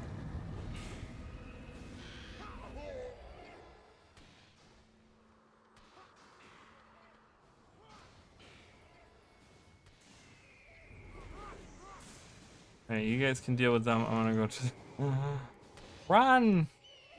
You can do it!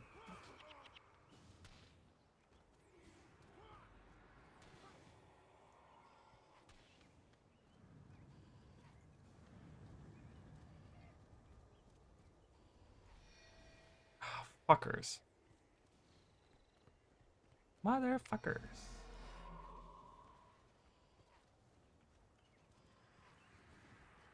Like, as soon as I kill the runner, a new one spawns, which is just, like, so annoying. So they're gonna go to the far one that I just was at. I think. I think it's always, like, that one first. I don't know.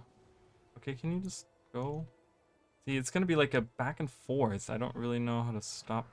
Oh my good god, what is happening? Why am I getting stuck on this weird corner? It's so annoying. Watch it. It's gonna turn. Yeah, there it is. God damn it. Not fast enough.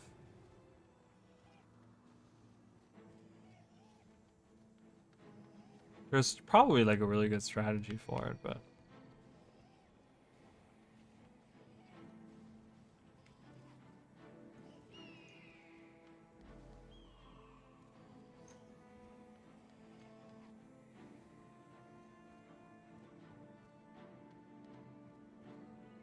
maybe I can stop them there. Before they come and take it.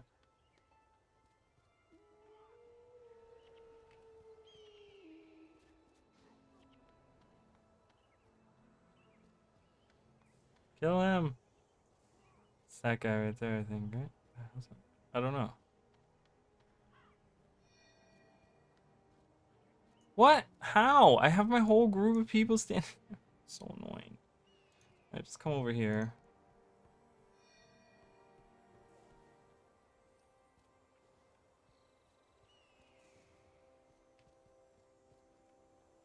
So annoying.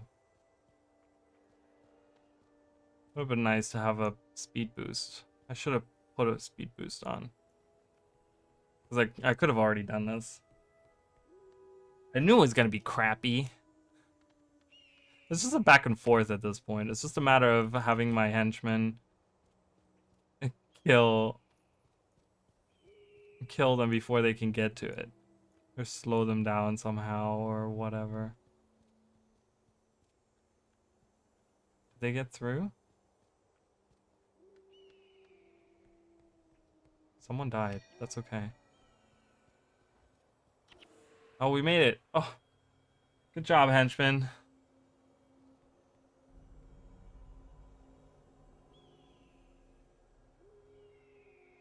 Bye, bitches.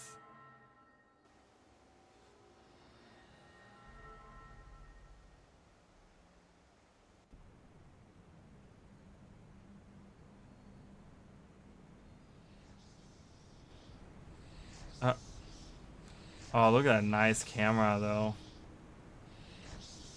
Not shaky or anything. That looks really good. That was really good. That was very nice. Alright, we're here. So we get teleported from over there to over here, and this is the henge. Or the henge is down here, or something. We'll have to see. Deep within the jungle. They definitely did the Henge of Denravi like so dirty in Guild Wars 2, because it was like this, like in Guild Wars 1 it was supposed to be this like magically hidden place in the forest, you know. They could have done something really cool with it. They could have done like a cool meta event or something surrounding that. But like Brisbane Wildlands doesn't even have a meta event. See, like we talked about like the Return to thing where, you know, they could look at like older maps and redo them. Like, wouldn't it be really cool if they had in Brisbane Wildlands a like a meta event that's all about just like the Henge of Denravi and like capturing it or whatever, you know, saving it from like bandits taking it over or something. I think that would be kind of cool. I would be okay with that.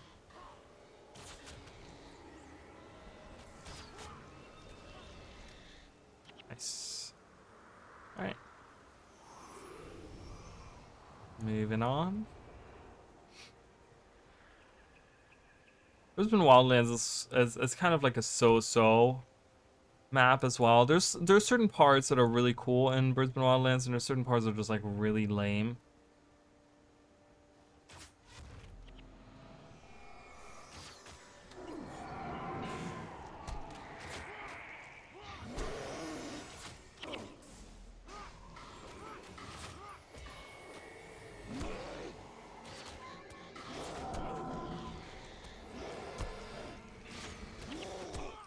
But yeah, I'd pay money for ArenaNet to go back and redo some of the maps. Like I said, they don't have to necessarily make them like change what the maps look like and stuff. I mean, they're pretty maps. The one that I would say they really need to like revise on what it looks like would probably be like Firehard Rise or I don't know. Is there another one where I'm like one of my favorite core maps is actually Mount Maelstrom. Mount Maelstrom is a amazing map.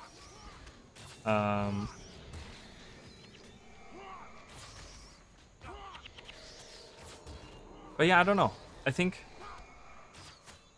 Brisbane Wildland looks fine the way it is. I wish they would have really captured the whole like the barren versus the like tropical, like in the valleys, right? In the like high up, it's very barren, and then down low in the valleys where the water is, there's greenery. I really wish they would have captured that more in Brisbane Wildlands. I really don't think they did a good job on that. That would have been cool.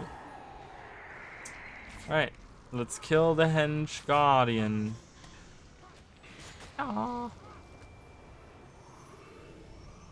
We have healing waters. Even better. Even better.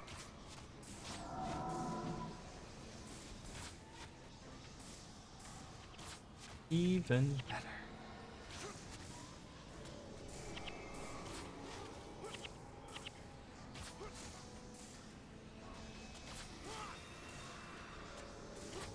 Textures of the old maps, yeah, I mean that's probably part of it too. I mean, a lot of it's showing its age, right?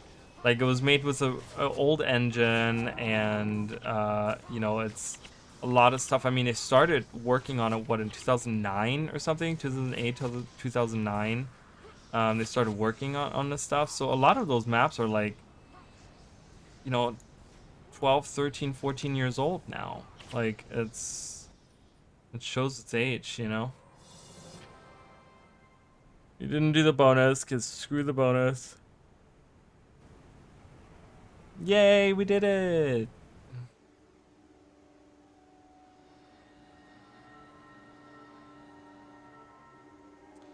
Oh, cool. Avenia, the trader, and Sadra are there.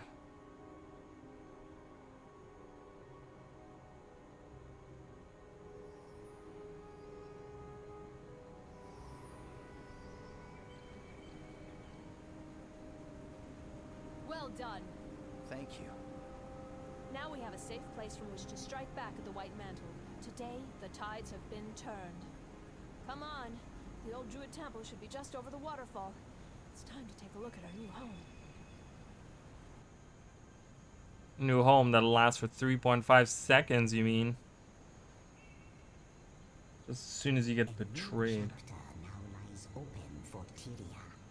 The page has been turned, and the conflict begins in earnest. All is as I have foreseen. Glint, yo! It was Glint!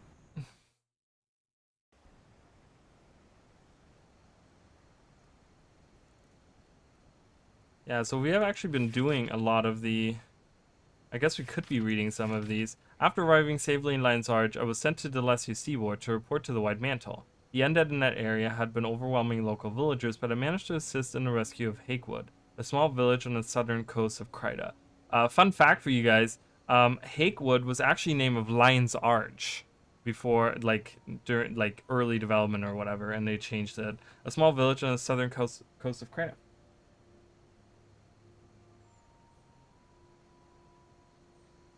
We lost Story Guy years ago for defending Crazy Woman. Oh, Peter Fries or Fries or however you pronounce it. Yeah, I guess. I don't know. We have other people though that are like working on story stuff. I then made great haste to warn Confessor Dorian of the undead army working its way through the valley. The Confessor sent me to rendezvous with his scribe, Dinas, who was safeguarding a religious artifact called the Scepter of Ore, and escort him to safety. As an ally and honorary member of the White Mantle, I was invited to participate in one of their sacred rituals, the Test of the Chosen. I met with Justicar Hablion and Shaymore, and headed out into the countryside with the Eye of Janthier. As I traveled to Loamhurst, the Eye looked into the souls of the Crichton villagers and revealed which were among the chosen. Those chosen joined my party and traveled with me to Loamhurst, where I deposited the Eye of Janthier on its sacred pedestal. It was an honor to witness such a ceremony in its foreign land. After I delivered the chosen safely to Loamhurst, the entire group was grabbed by a rogue faction, the Shining Blade, and taken into the Maguuma jungle. As a member of the White Mantle, it was my duty to give chase and rescue the kidnapped Crichtons. But what I found in the jungle gave me pause. The Shining Blade, whom I had thought my enemy, weren't out to kill the Chosen at all. In fact, they claimed to be rescuing the group from the White Mantle. I didn't know what to believe anymore, but this Avenia, the leader of the Shining Blade, agreed to show me what the White Mantle intended for those innocent Crichtons. Avenia was right. Justicar Hablion and Confessor Dorian are indeed murderous zealots.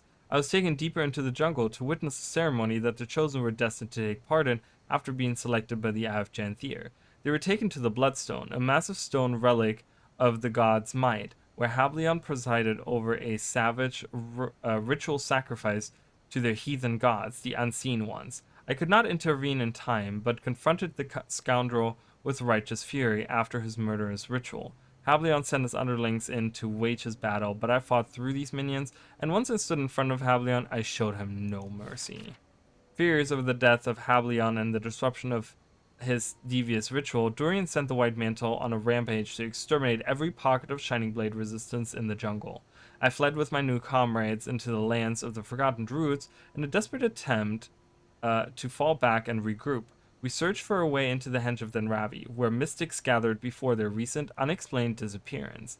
As we drew closer to the portal, we learned of a traitor in our midst. Someone had informed the White Mantle of our plans to make for Denravi. Neck and neck with our enemy, we raced for our lives. Again, the righteous prevailed. We found the Henge, and that particularly beautiful place did much to raise all of our spirits. Hey, there we are. Oh, and by the way, there's the map of the mists, guys, right there in the background. You see that? We can go to an empty page. Look at that map of the mists. We just talked about this. Ooh, so exciting stuff. Yep, Peter. Yeah, but he was with the Arena for New Year's. Same with JP. Yeah, I mean, a lot of them. I think, a lot of the people left. A lot of people that I really, really liked, and that probably is to the detriment of the game. I think the game would be in a better state now if some of those people hadn't left.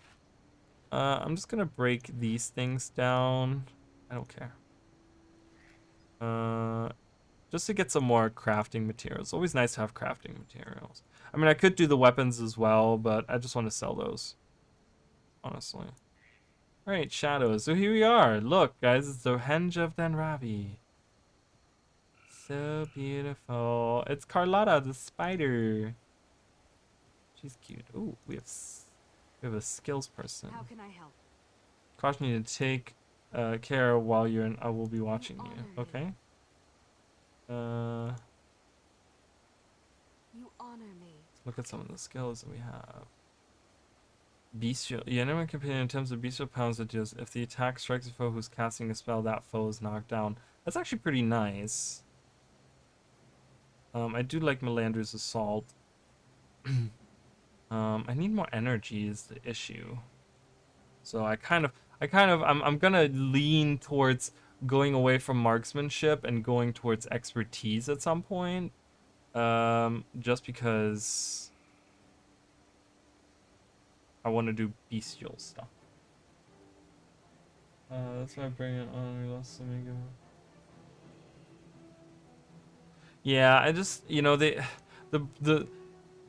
it's kind of a shame that we lost a lot of those people. But it's also, I think, those new people probably will do a good job in the future. But it's a matter of, the people that we lost had been in ArenaNet for a long time versus all of these people are new, so they haven't quite settled in. Look, it's Galrath Slash. He even had Galrath even had a thing named after him. So a signature of capture. I mean, at some point I do need to capture an elite skill. I don't know. Do we know where? I gotta look up what the beast mastery skills.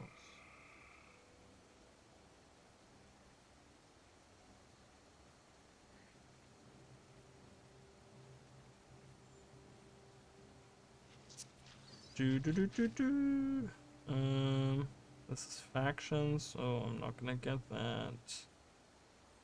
Core. Where do I find this? Acquisition. Oh, Spearhead Peak. So it's gonna be quite a while before we get that.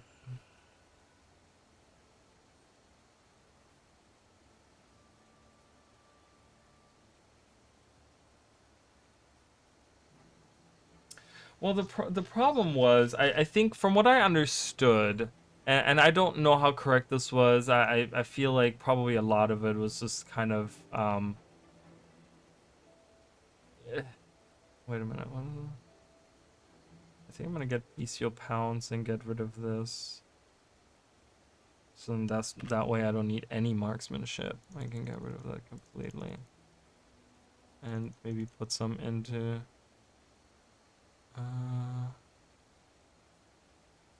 yeah, so that'll be nice to have. And we'll put that in instead of that. Okay. Like, so from what I understand is during season 4 Icebrood Saga, like around that time, when Mike Z took over as like the like game director, and I don't know if it's like, I don't know whose fault it is, I'm not blaming anyone, but I'm just saying that the word on the street at the time was that they were rushing out this content. They were making all this content, but what they weren't doing, and I don't know what it takes to be a programmer or a developer or anything, but apparently they weren't like leaving, because I guess when you program, you can leave notes behind for other programmers to let them know like what each code does or something. And they weren't doing that. There were like no notes attached. There was something like that. There was like a big discussion going on about it. This was right around the time that like the whole like the Peter and the crazy lady, like all that stuff was going on. And they were saying that like a lot of the stuff that was added into the game didn't have any like notes to them or anything, so no one really knew what any of the code did.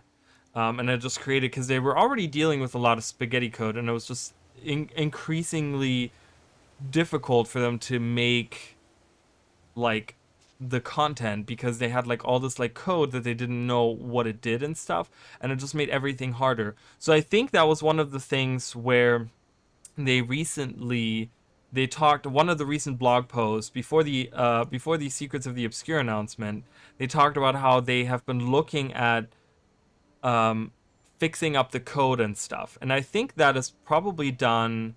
They were probably doing that just so that they have an easier time, that they're not dealing with spaghetti code. I think one of the big things that gets dismissed a lot, or that doesn't get talked about enough, I feel like, is the idea of spaghetti code. I think ArenaNet is really held back by that, where I think they get all these new developers and they look at this code and they look at all the stuff that's going on with the game, and they don't know what to do with it, right? And they're, I think they're also fearful of like, hey, let's not change this, because if we're changing this, it might cause like 15 other things to break or something. And I think it's very apparent when you look at the Alliance update, right? The Alliance update hasn't gone live yet. They've been working on it for years, because every time they like update it or whatever, like more shit breaks.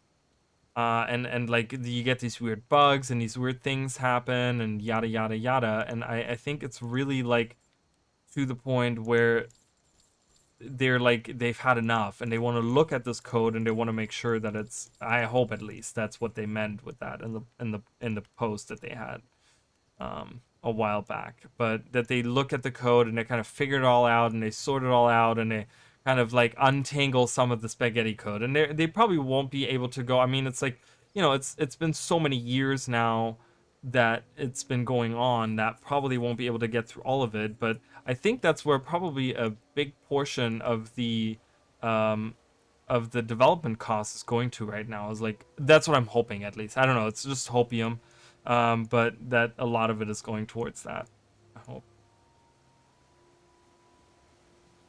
All right, so let's talk to Master Scout. She had an exclamation point and she was just kind of like, be careful while you're here. And it's like, okay. Tell me more about the Shining Blade. We seek to throw off the tyranny of the murderous White Mantle. We're here because we believe in backing our beliefs with action. What more do you need to know? If you want speeches, you can listen to the White Mantle. We petty little lies all day. Is there anything I can do to help? Avenia has ordered a raid into White Mantle territory. If you're strong enough to help us, you should go to the river docks in the southeast corner of Tangled Root and talk to the ferry captain. And that's it. Okay? So it's kind of this random dude. It's so weird that they have the docks here, but I don't even know how far they lead. Maybe that's just like a fishing boat or something. I really like that boat though. Yeah, it was one dev project, yeah, which was amazing. I mean, I think that was like one of the best additions to the game. is having the key ring finally, you know. Contained in this message are your orders from Avenia. Take it to Derek Deathblade in Riverside Province. It is of utmost importance that you shield it from all eyes, especially those of the White Mantle. If they learn of our plans, all is lost. Show the seal to old Jones, the river guide in Tangled Root. Speak to him of a son who was killed by the White Mantle, and give him my name. He'll take you as far as he can. Follow Carlotta, my spider. She knows the way. All right, Carlotta, you're coming with me.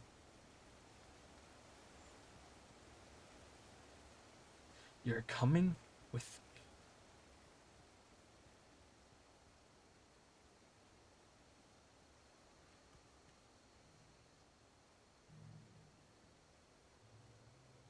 me. Okay. All right. So we go. We go to Tangled Root, guys. Going over there. We're going up this river. All the way to here. Here's where the outpost is we're going to. We're going up the river. But we gotta get to the river first. So let's do it.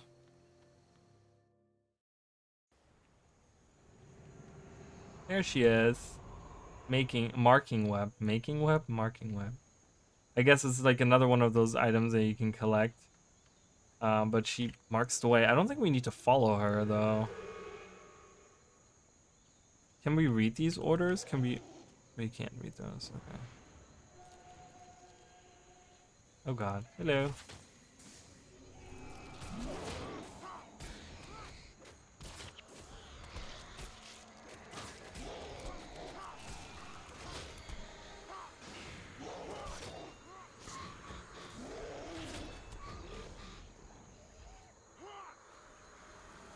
Alright, I don't really know. Expertise does what exactly again? For each rank, energy cost of all your attacks, rituals, ranger skills decreased by 4%.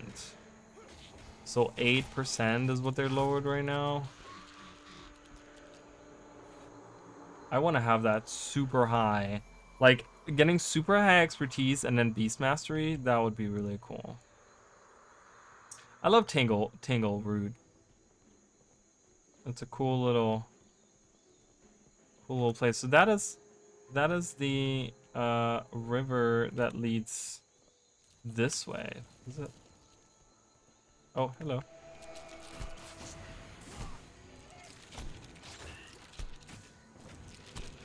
Can you attack, you stupid bird? Good god.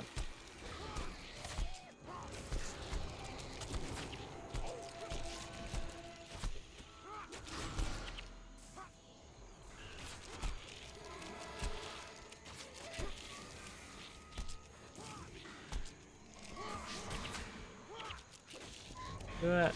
Yeah.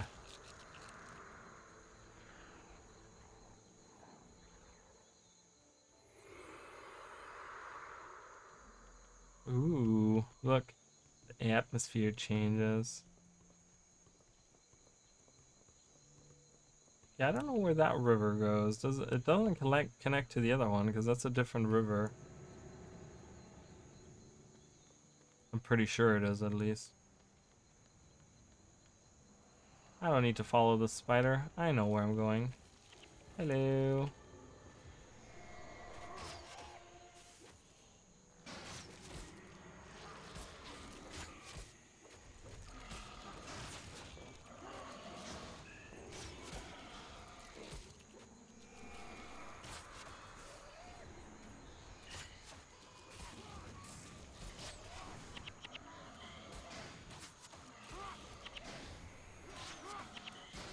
Yeah, I know the whole Wardens thing is something that kind of was annoying to me as well. I really dislike the way that they did the Wardens. But I think there's more stories to tell, right? Because they introduced like Urgos's brother, and then they didn't do anything with that. I think, you know, and then they introduced female Wardens and didn't do anything with that. Like I said, there's still like precedence for us to talk about other things in the Echovold Forest. So I still have hope that at some point. So this river ends over here? This other river? I'm just trying to figure out where this other river runs to. Comes from down there, from up there.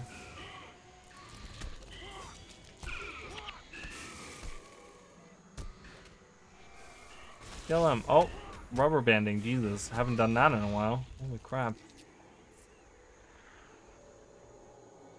We'll find out where this leads.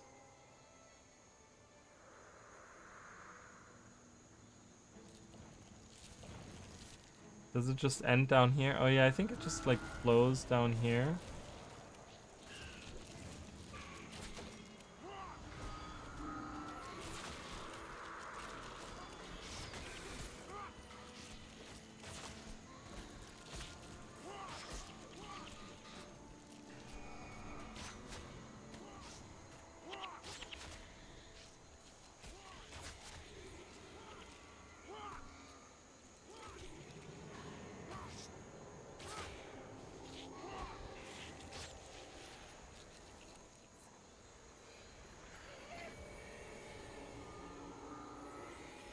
Yeah.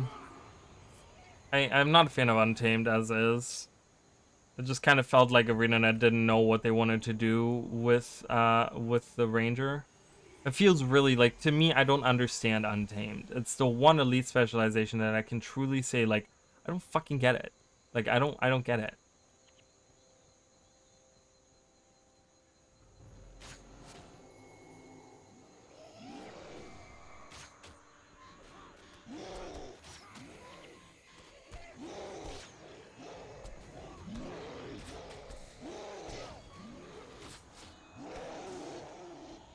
I'm gonna do it this way.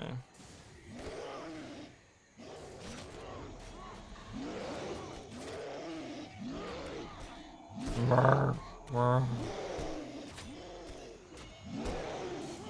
all these trolls coming from? Jesus. So annoying. I mean, we got Oni. We ended up getting Oni in the worst way possible, I guess. Yeah, I think lore-wise, End of Dragons really wasn't that great. I mean, you know, there was a lot of stuff that I felt like they could have done, and they didn't.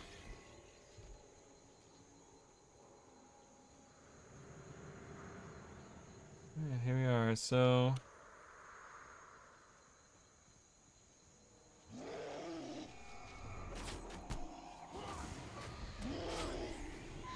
do it! Yeah. Look, it's a statue of Melandru.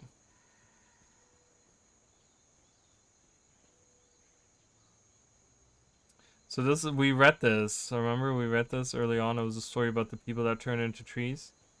So from what I understand, we walk all the way down here because we want this guy to take us on this river cruise, okay?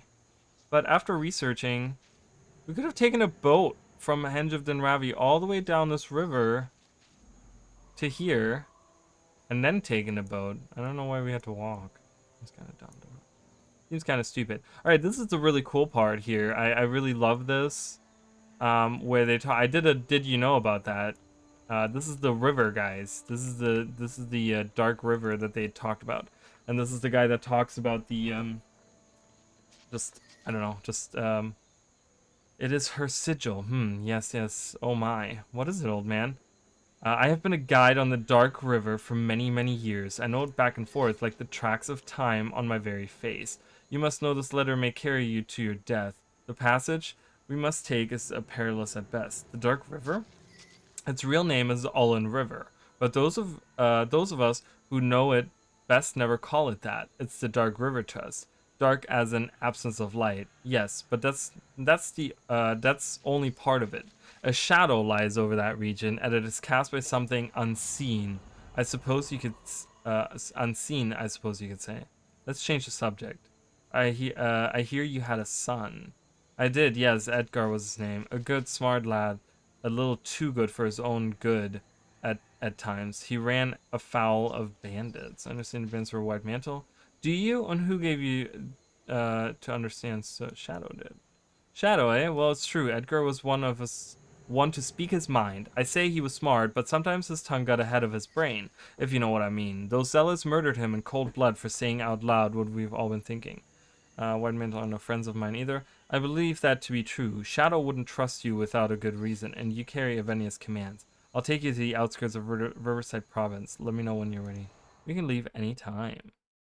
Yeah, and then we get brought to the end of where this river goes. That's really cool. I really love that.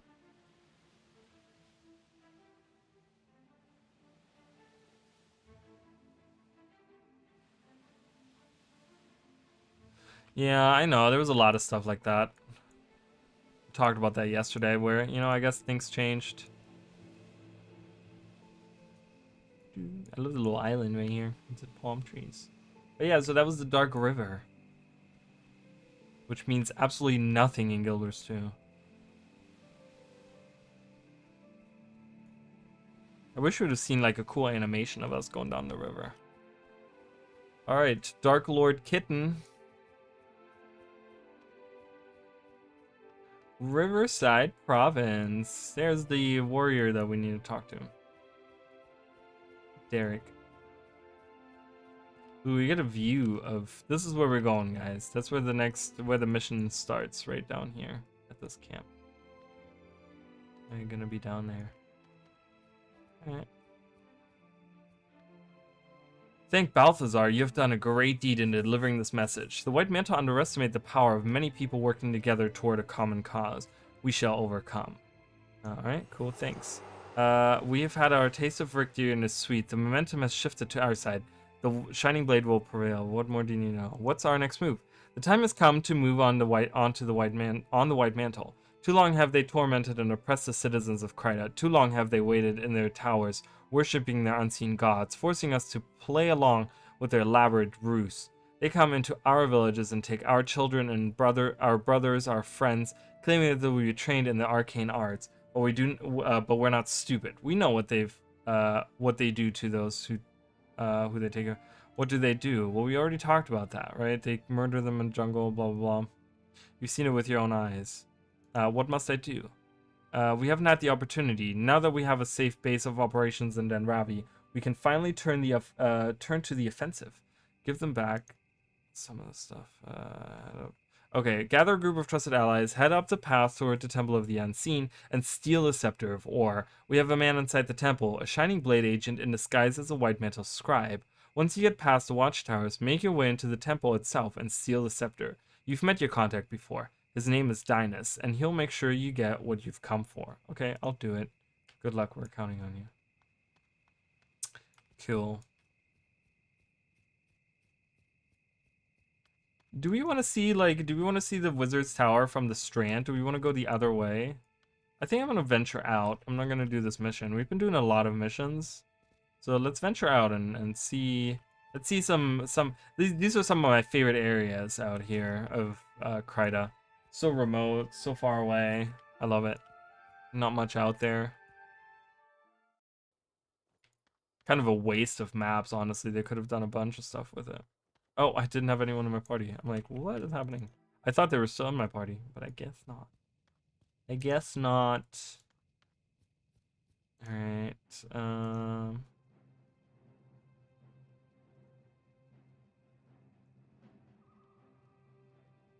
Alright, let's try that again. Let's try that again, guys. Let's go venture out and see the floating castle from a different perspective.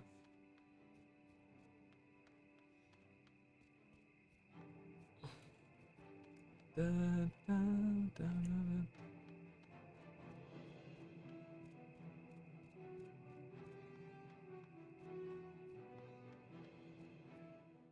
All right, let's do it. Merc oils, nice.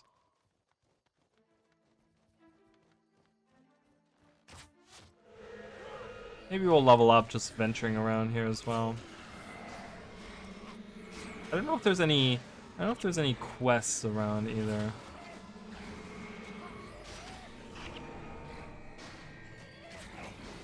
Like in the I want to go to the Fisherman's Beach, which is, I think it's right here.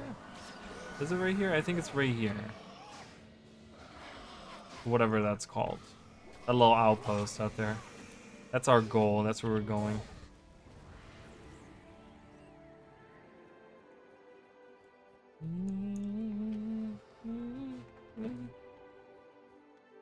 Do you guys think there's a chance that, like, if enough people, you know, push for support for Guild Wars 1, that ArenaNet is bound to do that? Do you think they would feel inclined to have to do that? I don't know. It's so, like I said, it's so wasted. I really feel like Guild Wars 2 is so, or Guild Wars 1 is so wasted because there's nothing going on with it. And it's such a, like a, you know, after all these years, like, people are coming back to it because they're like, you know, nothing plays like that game. Wow, these guys are really strong. What level are they? 17. Wow. Yeah, they're really strong. Holy crap. Heal, please. Nope. Where did these guys come from? We just came out of there. That's weird.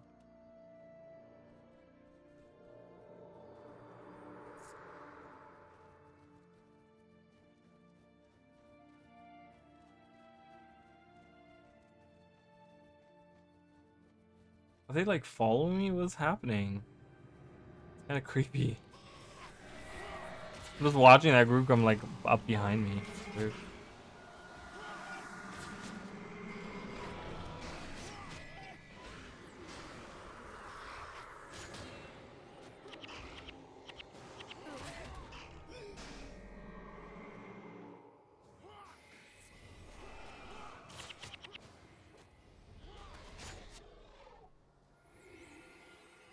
Uh-oh.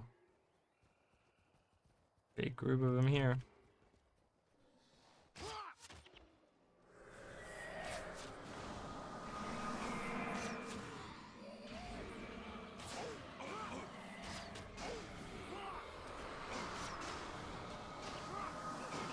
Ooh, I'm dying again. Oh, I was like, I can make it. I didn't make it.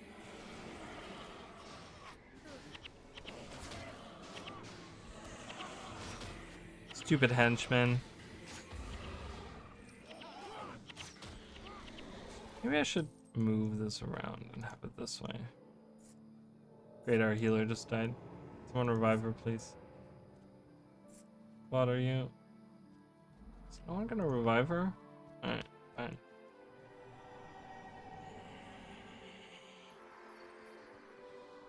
I guess maybe everyone already used their revives. I don't know how... This journey might be a very short one, I don't know. I'm just trying to make it... I think up here is where it connects to the other map.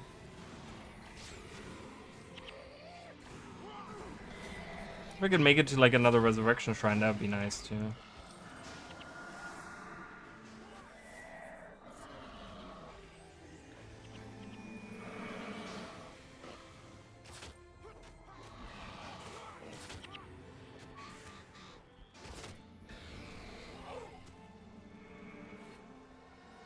Oak hearts aren't bad. We can defeat them. Oh my god. I say that as I lose like a third of my life in 1 second. It's really funny.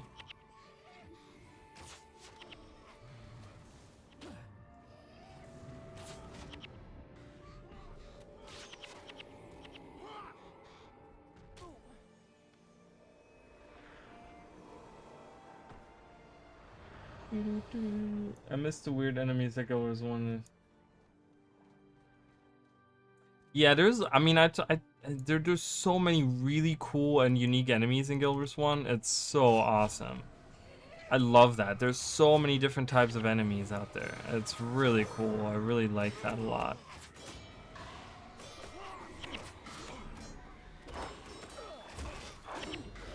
Ooh, I'm dead. Ooh, I'm dead.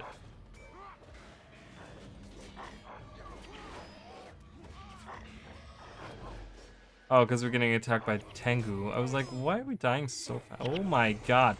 What? What is this trap? Holy crap. That's a blasted right into an enemy group.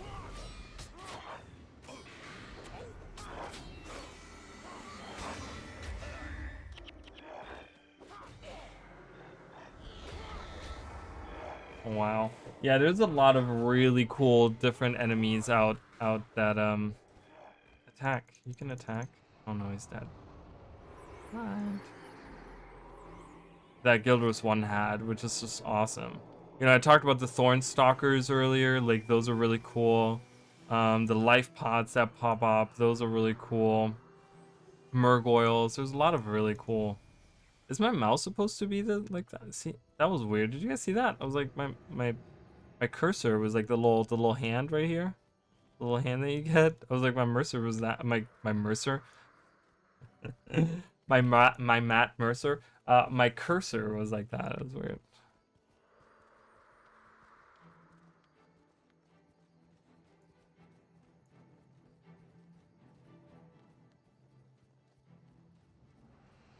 Yeah, I'm really, you know, and we talked about that yesterday, like the reusing the animations and stuff. It's like, you know, that's okay, but it's like you're kind of losing a lot of something there, you know, when you're doing that. All right, can we kill these guys? Is that possible to kill these guys? I mean, they certainly can kill me.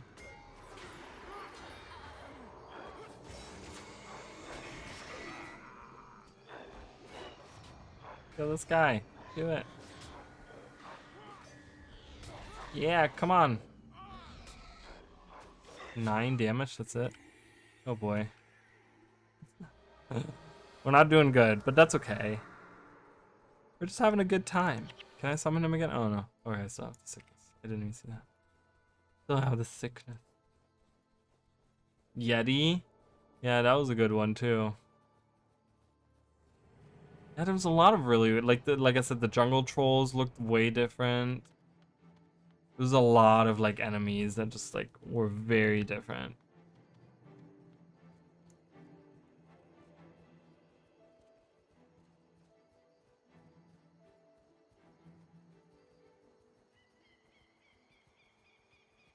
Alright, we got some feathers. Feathers are always good. I remember I used to farm feathers on Xingji Island. I would like farm feathers back in the day with my assassin. I was pretty good at it, but I just hate farming anything. Like farming is just like terrible. Can I just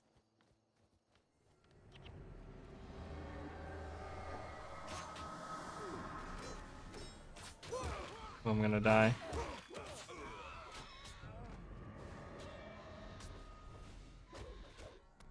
The whole group is dead. Alright, we're not gonna make this. Let's just go back. I just don't think we're just not good enough. That's okay. We can just start this mission. I wanted to go out and see it, but, you know, who gives a shit?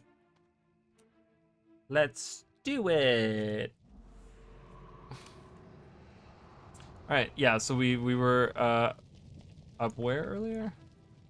Oh, up there where that tree is. That's where we were earlier. And it's now nighttime. It's really cool that they do this at night. I think there was something about that that's really cool to me.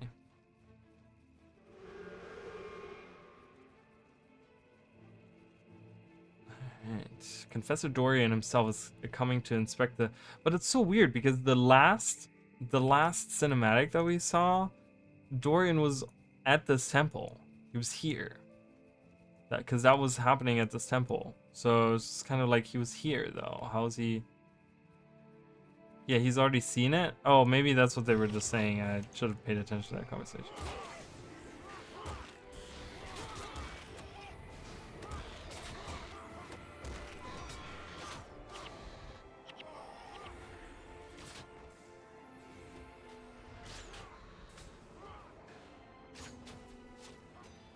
Do it! Attack! Aww.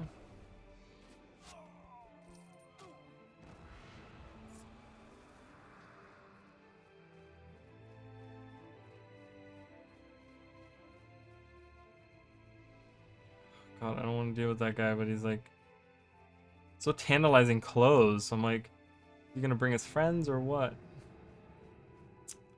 The bonus here is to, like, I think eliminate all of the... Oh god, we still have the undead. I forgot about that. Hello.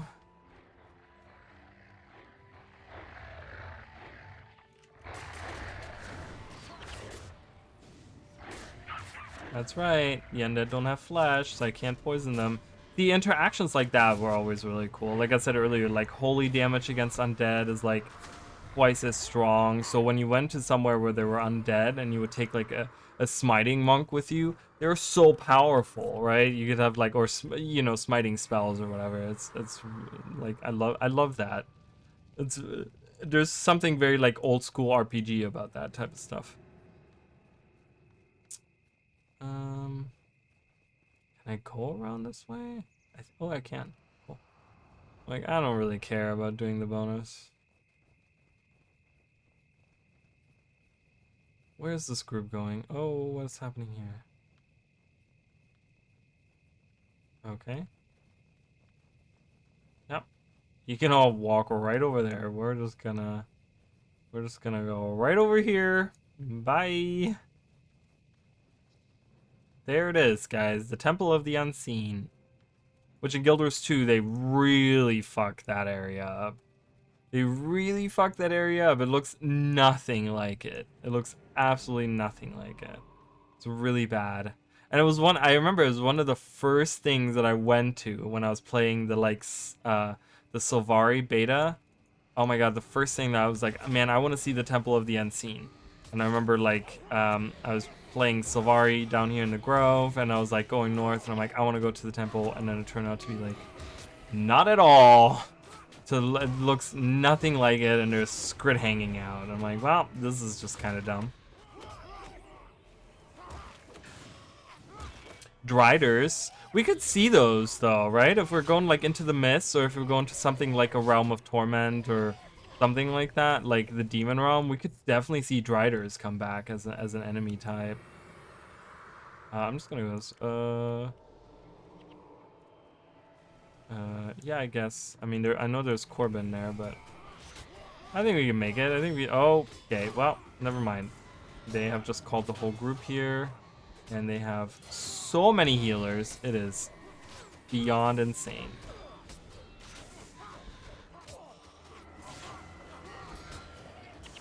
And I don't think we can do enough damage. Focus on one guy. If we can focus on one guy, we can slowly chip away.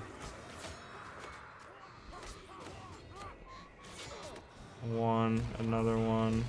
I'm dead. Yeah, the one in Caledon Forest. It's north of Mabon Market.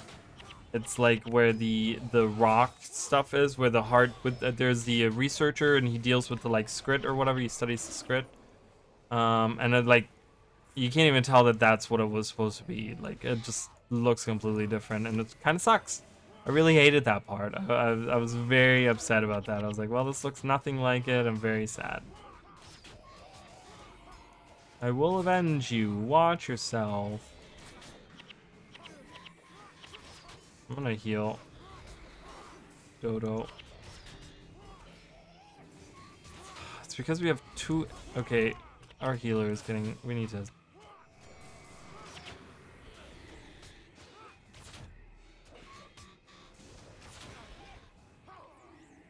Alright, let's get Corbin.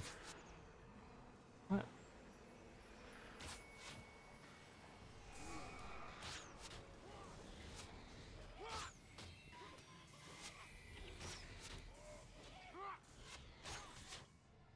No, Dodo's dying. I gotta heal him.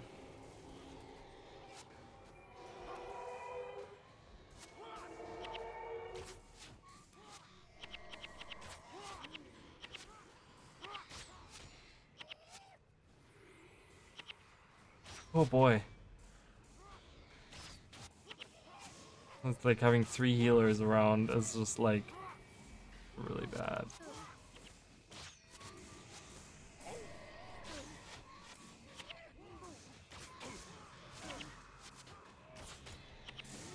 We can kind of... Yeah, see? He's running, so he's not gonna get healed by him. Get him! Kill him! Oh, come on! Are you kidding me? He had like no health left. There it is, finally, Jesus.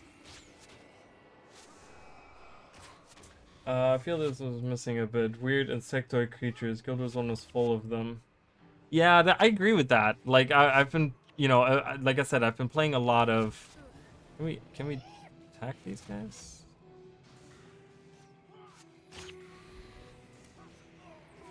I've been playing a lot of Nightfall, right? And you deal with like a lot of insectoid enemies there. Especially early on Istan. Jesus, that's a giant moon. Look at that. Holy crap. You deal with a lot of insectoid enemies, especially early on, and that's definitely something that we're missing. Kill him. All right, there we go.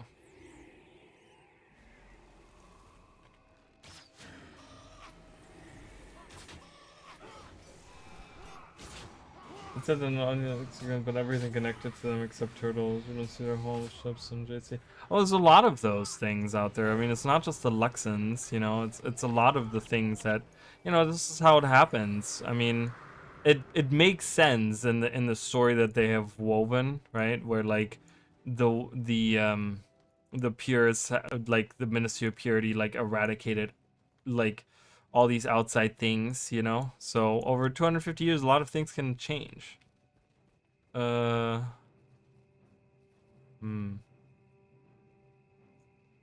Is he part of these two over here, or is he like a solo guy? Like what's happening? Who are you?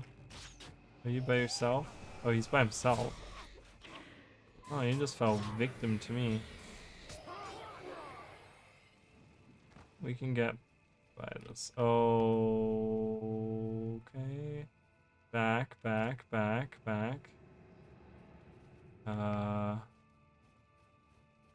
Can we make...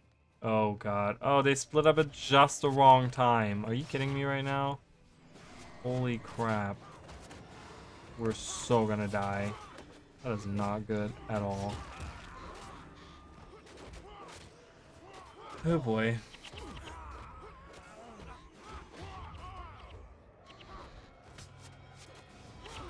I mean, it's the same in Istan, right? I feel like in Istan there was a lot of stuff where, you know, like centaurs, for example. Yeah, we just lost. That was kind of bullshit.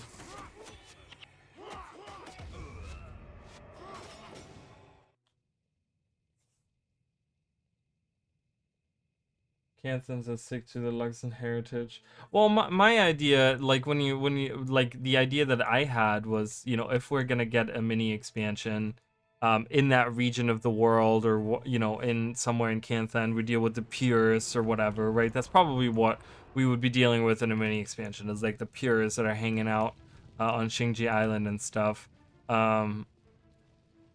There could be, because we have the Turtle Highlands that, you know, we've like never been to. That's an area of the world we've never been to in Guild Wars, in the Guild Wars universe. It could be that like maybe there's some a Luxon tribe that's kind of hid away.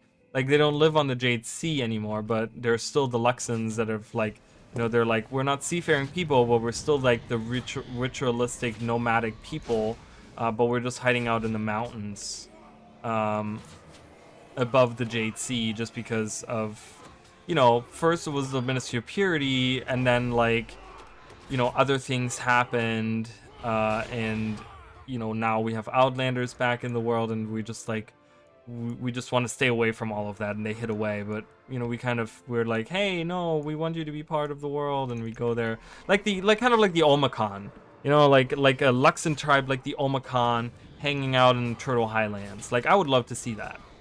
And same with like a Kurzik, like a group of Kurzik. They could twist it where like the, you know, because we didn't know what the mission of the female wardens was. Like apparently the female wardens had a very important mission that they did. Maybe it has something to do with like Kurziks or something. Maybe they were out there and they were like protecting this, like, you know, maybe there's some Kurziks out there that were hanging out with the female wardens wherever the female wardens were, like deep in the Echowald forest or whatever, you know, hidden away. And they could have some Kurziks hiding out with them or something. I don't know. They could definitely bring back both of those things. they can twist it in interesting ways. I think they left it open enough. I think there's enough areas, you know, you could have like Karen Peak, you know, I know people want that to be like a raid wing and stuff, but you could have that be like, you know, Kurzik people from the Echovald Forest that kind of, they left the Echovald Forest and took over that estate when the Ministry of Purity kind of took over Kantha, because it's, you know, it's far enough out of, you know, outside of the regular, you know, area in Kantha where maybe the Ministry of Purity didn't want to go. So they decided to just like, hey, we're gonna take this over and we're gonna live here.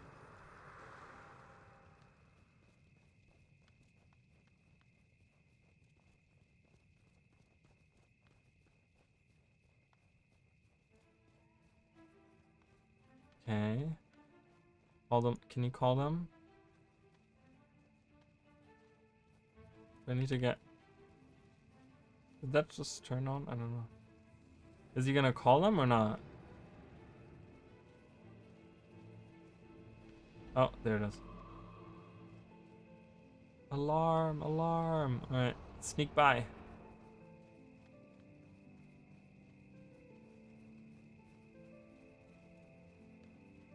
I guess coming from the north would be a smarter idea, but that's gonna take me much longer to get around.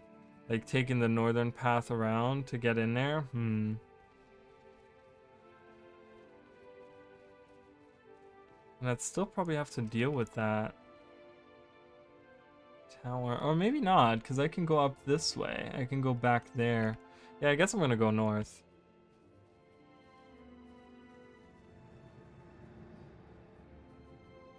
Let's go north. Let's try to avoid these. If I had heroes and if I had like level 20s and whatever going on, like... Okay, listen. There's talk of raiders on the prowl near the temple. If you encounter intruders, they're to be terminated on sight. Okay. Sure, you can try your best.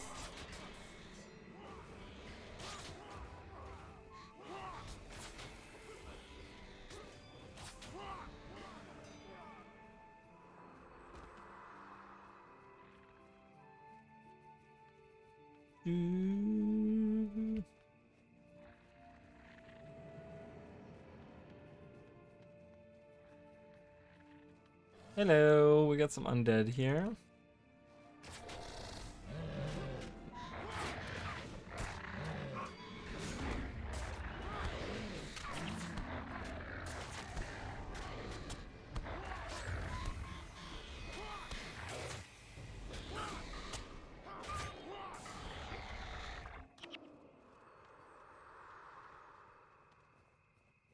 Oh boy. Oh good, we got this guy. Whee! I don't know what he's doing, but having a time of his life there, flying around. We can't go this way. Can I go this way without fighting the enemies? Oh, he's coming back around.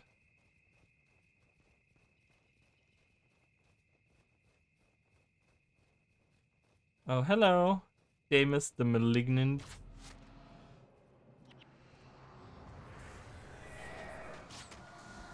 On your little horsey friend there.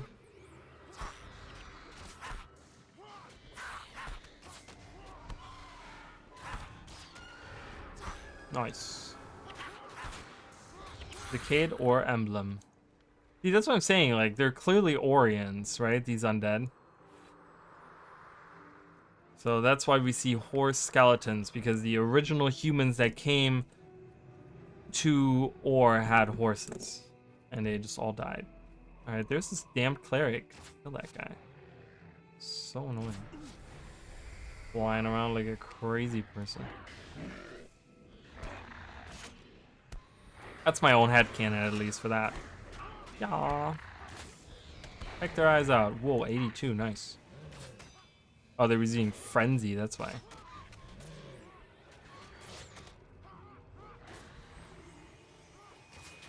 Do it. Yeah. Alright, so this time we're gonna just go up this hill and we'll go around the side. And we'll avoid this tower right here. We'll avoid that tower. We just gotta find Dinah's inside the temple.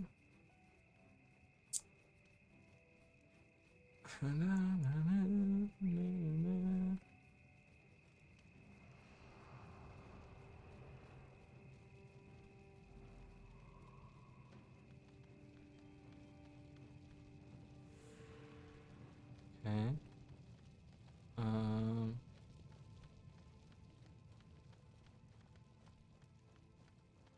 Can I avoid those guys? I think I can. Yeah, there we go. Look at this, guys. Ooh. How eerie. Look at that. Can I go inside? Can we knock on the door? Hello? Is anyone home?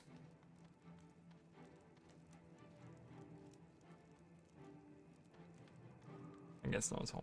Alright. Oh my god. This is blah blah blah blah. Blah blah. Nice stair physics right there. Alright, hello Dinus. My friends, it is good to see you again. I didn't think when we met off the Delesio seaboard that I would be giving you the Scepter of Ore. Come, you must not linger here. The Zealots will be back soon. I will show you the quickest escape route. Do we know what happened to Dinus? Does he get killed or found out that he's a white man or that he is a shining blade or something?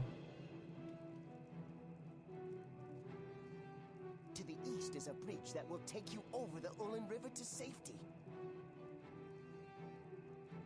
Stay off the beaten path, and whatever you do, avoid the watchtowers. Many men have died for this. Guard it with your life.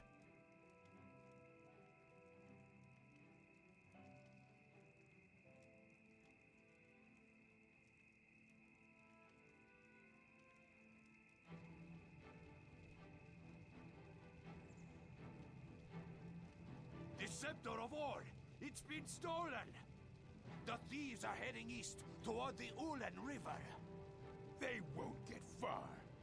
There are 2 watchtowers between here and the river. If they try to go past, they will be caught. If they stop to ponder a way around, we will catch them. No one who steals from the White Mantle lives long enough to enjoy the spoils.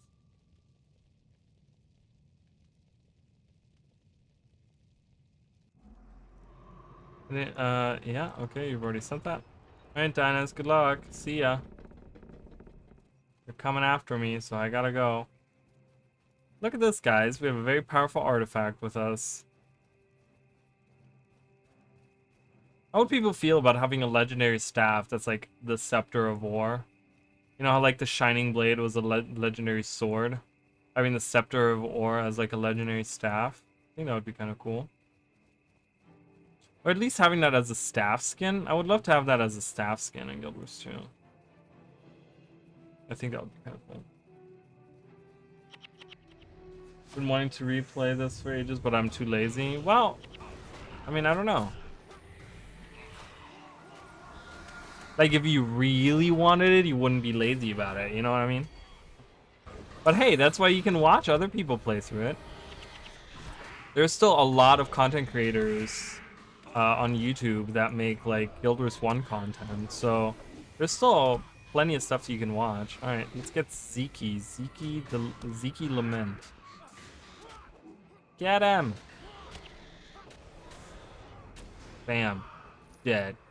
See you later, fucker.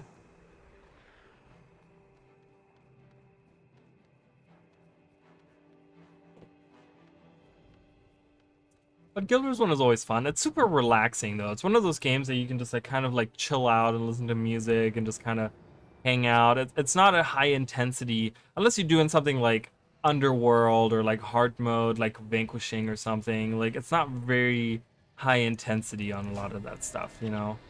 It's very much like you can just like chill out and just kind of do whatever.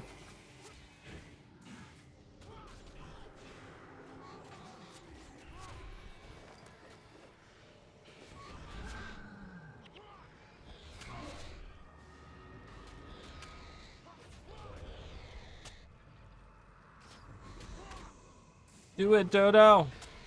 Peck their eyes out. I don't want to go through there. Can I go around? Can I go? Oh, I can. Aha, let's avoid it. Goodbye. Goodbye, watchtower people. We're going somewhere else.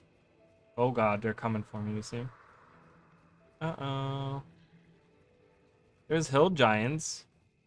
Did you know about that as well?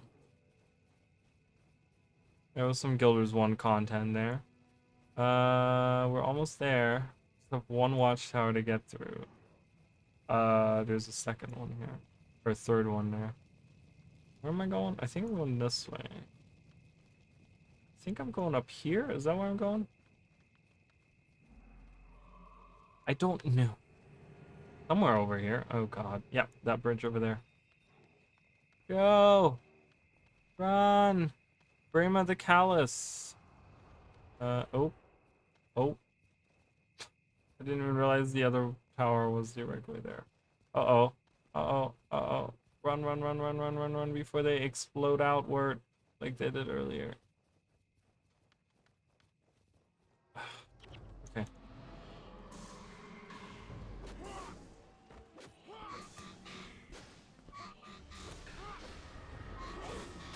Get her! Peck her eyes out. Do it. Alright, bye.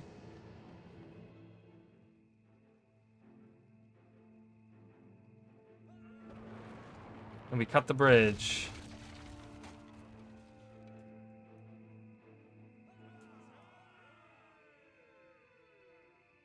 I don't know why they're cheering. Kind of a weird. I know they're supposed to be like angrily shaking their fists, but it clearly is like them cheering.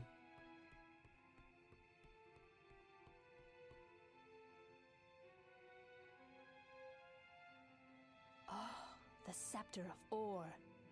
The time for retribution against our oppressors has finally arrived. I thought the point of stealing the scepter was to keep it from the mantle. How are we going to use it?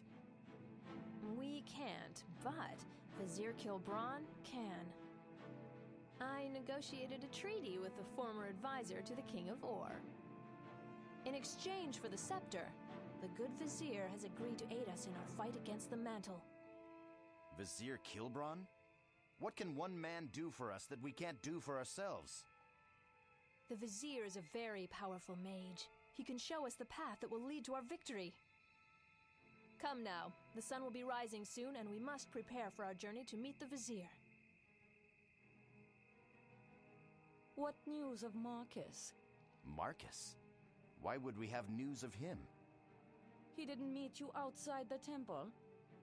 No, we knew of no such plan. Maybe he'll catch up with us at the docks. Let's go. Even the mantle are smart enough to find their way across that river. We'd best not be here when they do. Again, they're hinting at like, oh, Marcus is the traitor. Oh yeah, that cool shot of the moon. So they say it's the like. So Dinas was like, oh, get across the Olin River, but that's not the Olin River. Like, I don't think, is that part of the Olin? I mean, the Olin River ends here. Right, this is the Olin River. I don't think I would consider this the Olin River, so I don't know what they were talking about there, but yeah, here we are. We can go down the beach now at Stingray Strand, because we can go, do we want to see the castle, the tower? Do we want to see it? I think they're higher level, or they're not a higher level, but I think we can survive easier here. We have Blade Operative Paulina. The time for our victory is close at hand. After tonight, we come out of the shadows and fight our fight in the light of day. What can I tell you? What can I tell you about, friend? What makes you sure of our victory? Evenia of the Shining Blade Inner Council has made contact with the enigmatic Vizier of Ore and brokered a deal that would help us in the fight against the White Mantle. All he asks for in return is the Scepter of Ore, the artifact that you liberated from the White Mantle. Tell me about Ore. The people of Ore were the keepers of Ara, the abandoned city of the old gods. They watched over it since the Exodus, since the gods left this world 1,072 years ago. The Orients believed that the gods would one day return heaping upon them praise and rewards for their undying loyalty and worship in a time of darkness. The gods have still not returned, and the kingdom of Or remains only in the histories and memories of those who lived to see its last days. Its last days? What happened in Or? The details of what happened to Or during the Char invasion are sketchy at best. Most people assume that every last soul on the coastal nation was killed when the entire peninsula exploded in flame.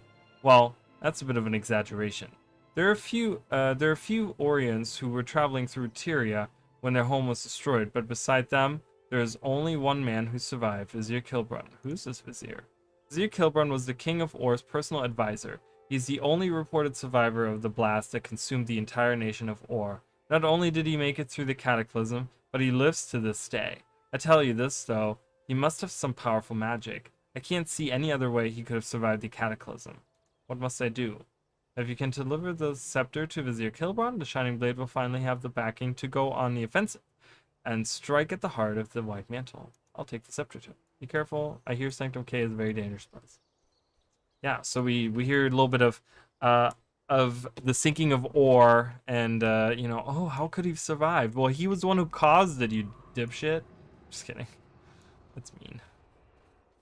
Glowing heart. Okay. Hello. What level are these? Okay, they're not super high level. They're not like, well, they're still a higher level than us, but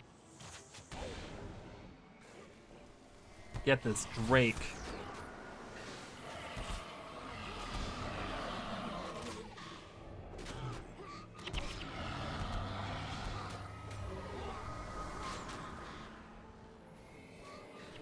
Use that while I still can.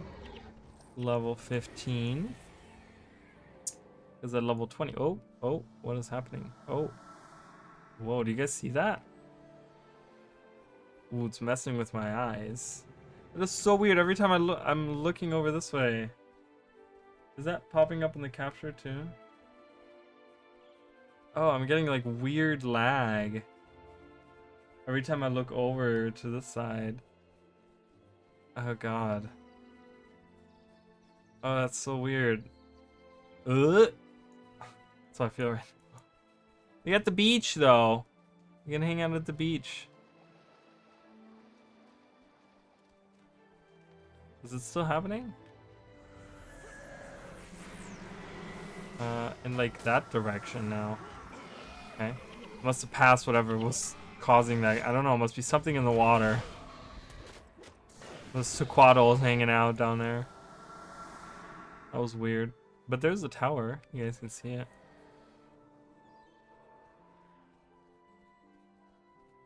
There's the outpost. Look at it. There it is. Yeah, we were up there. We defeated Galrath up there, guys, a few weeks ago.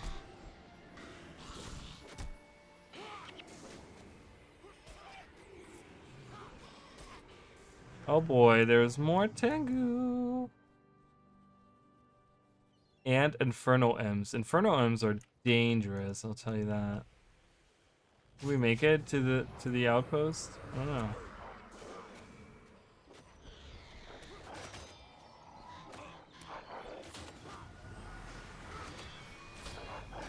Uh-oh. Uh-oh.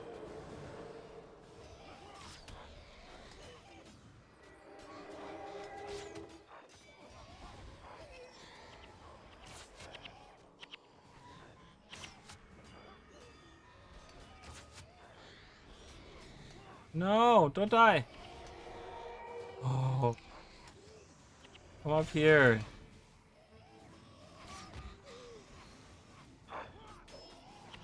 No, he died. Oh my goodness. I love how the feathers, like, that's so sad. Revive him. Attack. He doesn't get a death penalty, so it doesn't matter if he dies. Right, I just want to get to that stupid outpost. I think I'm going the wrong way. Oh no, I'm not. Yeah, Fisherman's Haven. I want to go there. It's right down there.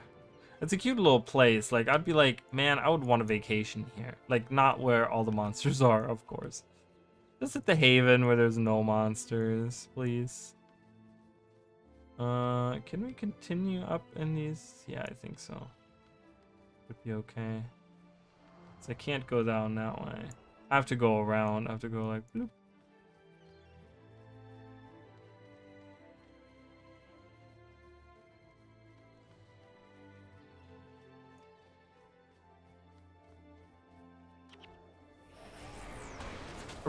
A really cool beach map would be awesome. I would really enjoy that. Like a labyrinthine cliff, but like, you know, a PvE map like that.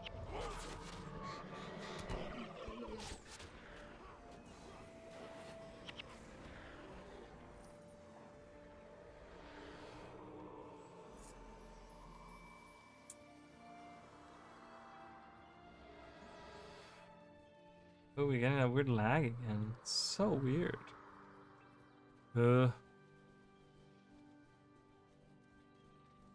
Like, there must be something.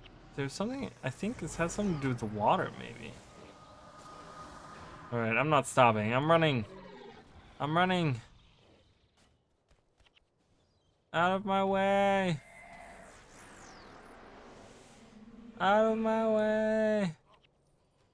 Ah.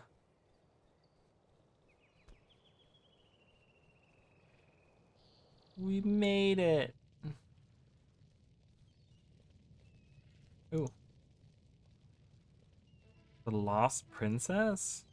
I found something, an entry in the scribe's journal that the king often visited one of the priestesses in the Temple of the Ages. Later, the woman gave birth to a daughter named Salma, who was granted special dispensation from the royal treasury. The king always did take good care of his children, legitimate or not. This woman could exactly be who we're looking for. She has ties to the true gods as well as royal blood. I'm certain that the people would follow her if she would consent to take the throne. You can travel lightly and quickly, Raleigh the Great.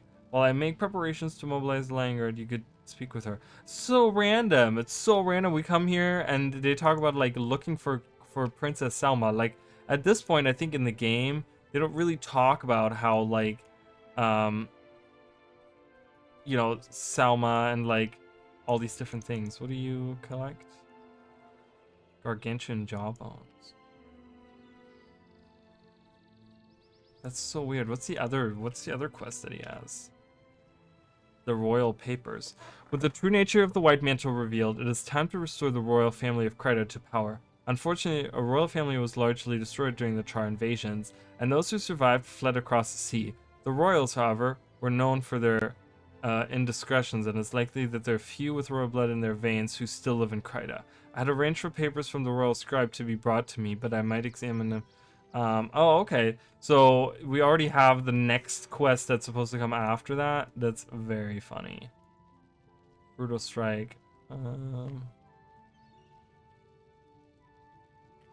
Ooh, nice. That's a good fertile season. Non-spirit creatures have maximum health and gain armor. The spirit dies. Non-spirit creatures? Well, that's kind of similar.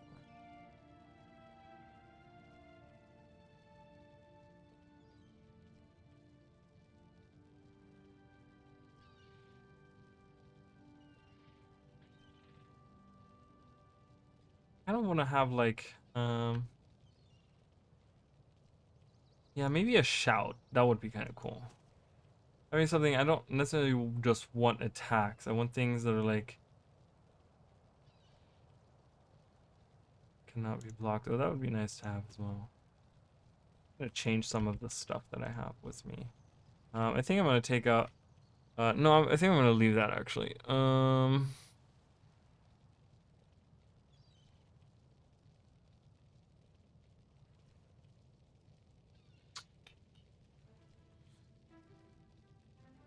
For 22 seconds, and then this is for 120 seconds. Yeah, I'm gonna just put that on. We'll think about the rest later. Alright. Oh, they want me to go all the way over there? I want to see where this goes. This is the Temple of the Ages. I want to try that one out. So we get the papers, and then he says something about the papers, right? So we'll abandon that, and we'll just do this. And they want me to talk to Selma. So that's really interesting. Princess Selma here.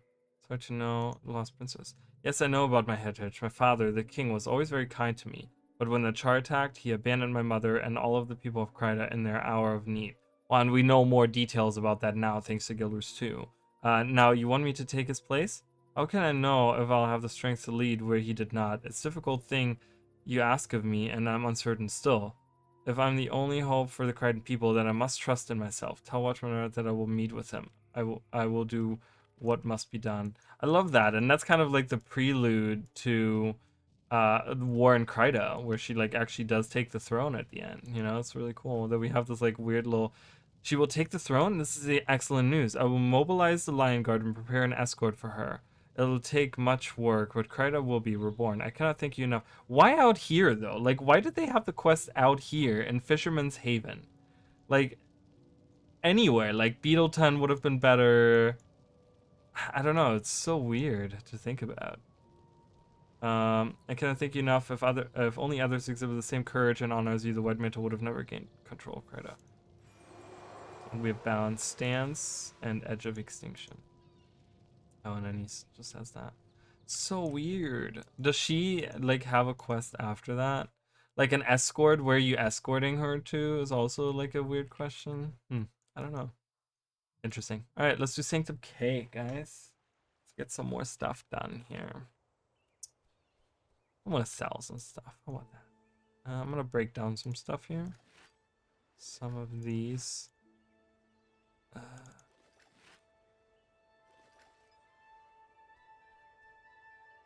Feather's always in high demand. We'll just break that down for some purpose.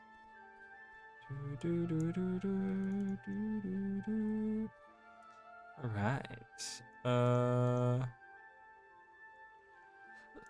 Deposit, and we'll sell everything else. Nope. Hey, wrong one. Here we go. I love how there's two different ones. White Mantle emblem and a badge. And they look exactly the same.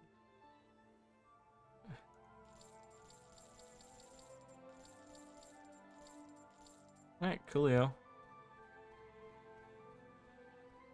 Alright, Sanctum Cave. We already know what we're here for. We're here to deliver the Scepter of Ore to our dear friend. I'm just kidding, he's not a dear friend, but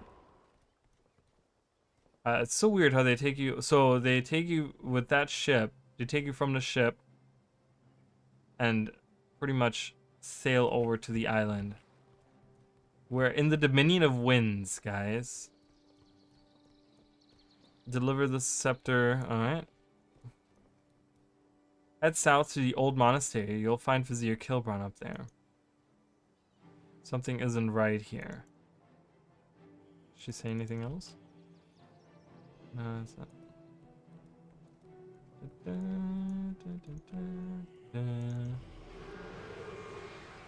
Actually, I want to put that in the front. That should be the first thing that I use.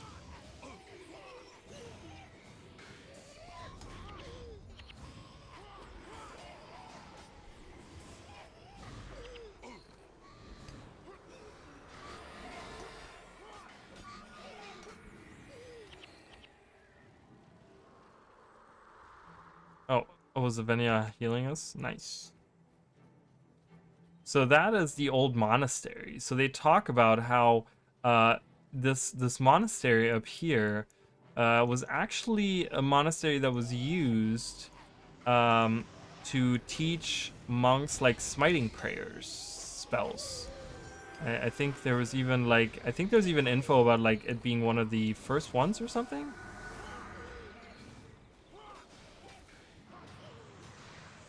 Yeah, let's get some expertise up in here. Expertise up in here. We get these cool beaches out here again. I love this with the birds flying around. There's not a lot of that going on in Guild Wars 2 either. like having random birds fly around. There's like creatures on the ground that are like ambient birds and stuff, but there's not actual birds flying through the sky. I wish there was a lot more of that.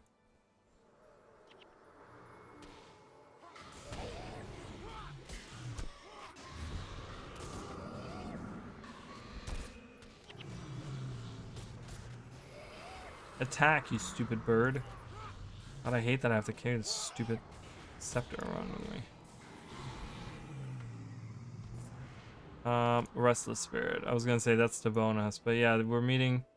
You know, if I had my sky skill, I could like fly right up there and meet the vizier right up there.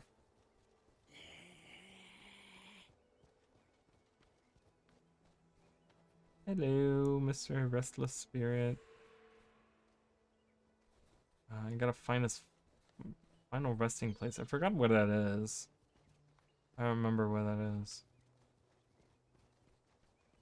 Oh, he says take me to the vizier. I guess that's where we gotta go. I guess that's where it is.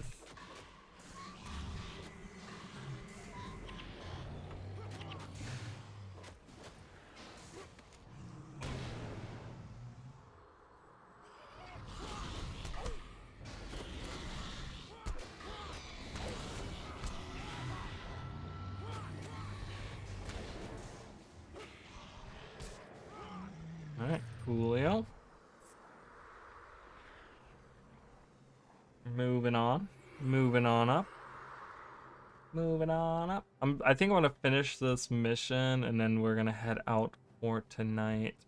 And then, like I said, we're gonna do some Guild Wars 2 tomorrow. I think I'm gonna do World vs. World. It really depends. If we're getting some really... If we get anything about the expansion and something that I can show off in game, then I'll probably do that. But if not, then I won't.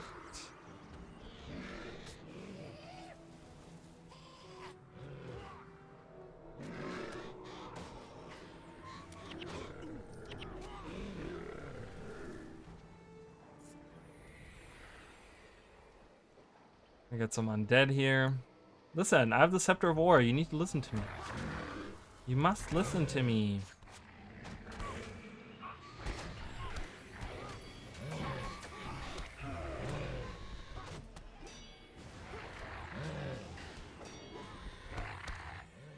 Ooh, bones. Ooh, bones. But yeah, we could... I mean, that's the only thing that's really here, and that's what I like about the idea of the Dominion of Winds, right? The Dominion of Winds is right here where Sanctum K is, this island right here. But the only thing that's on Sanctum K that we see in Guild Wars 1 is that monastery, like that's of interest. There's a dock out here, but there's nothing of interest there. So maybe having having this old monastery be... What is happening? Why are the armies like running down the hill? What the fuck is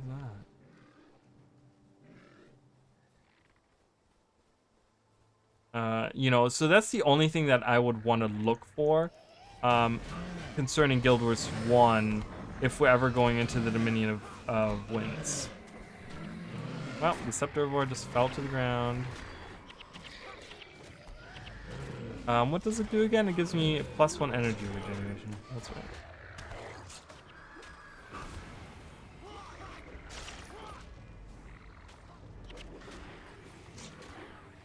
It's not attacking because I didn't press the button.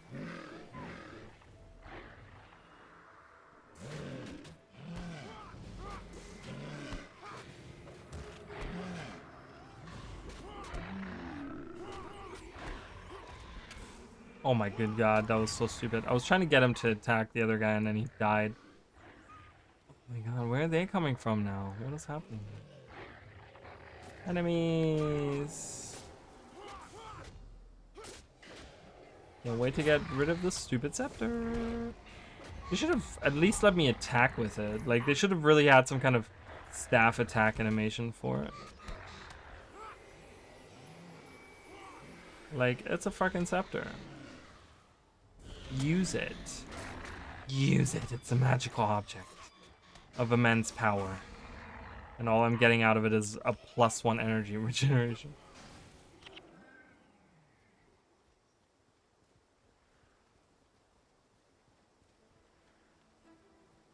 I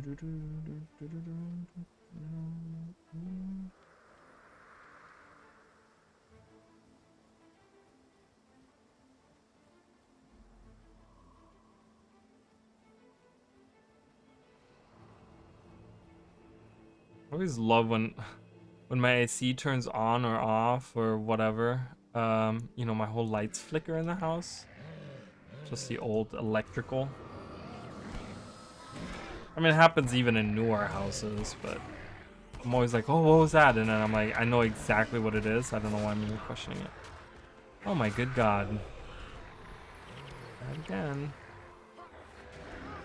Fucking protect her. She died. What are you guys doing?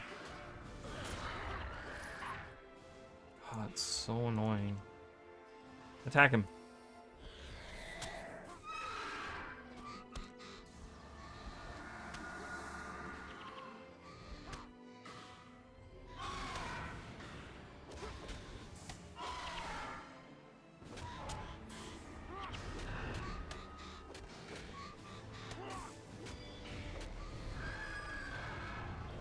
Dead.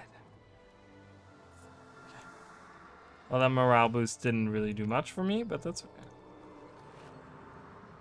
Hand hides.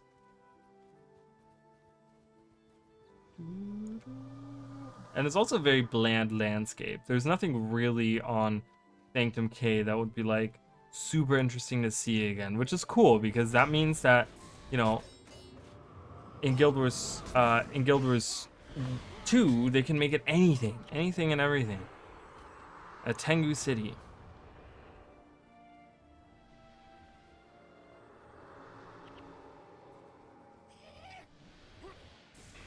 There are the White Mantle ships to the north, so they were coming from like somewhere else, probably from the seaboard. Like that's Hakewood right there, is it? No, Hakewood isn't Hakewood. Hakewood is. Yeah, that is Hakewood right there.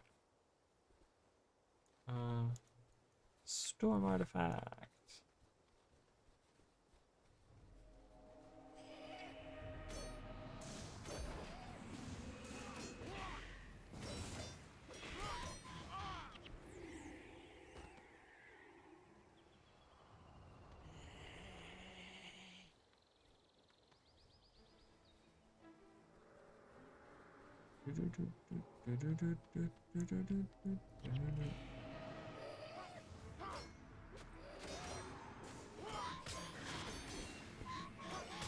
And then now he's attacking. I don't know. Sometimes he attacks and sometimes he doesn't. I don't know. Stupid AI. Stupid pet AI.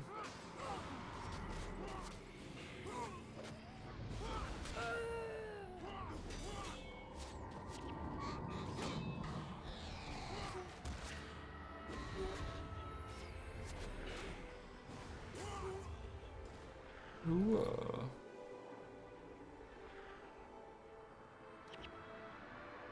Yeah, none of those are beaches that we can actually go to. Whoa, what is that? The fuck? What is that? You guys see that? That's so weird. Can we get a closer look into that? That is, I'm like, that looks like nothing. That looks weird. That looks nothing like anything. It doesn't look like any other structures that we have in Guild Wars 2. Or in Guild Wars 1, I mean.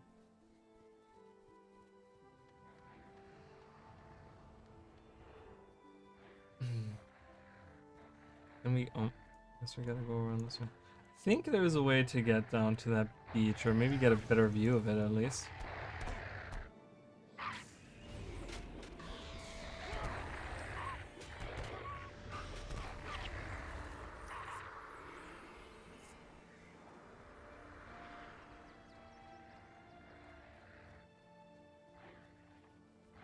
Oh, great. More of them.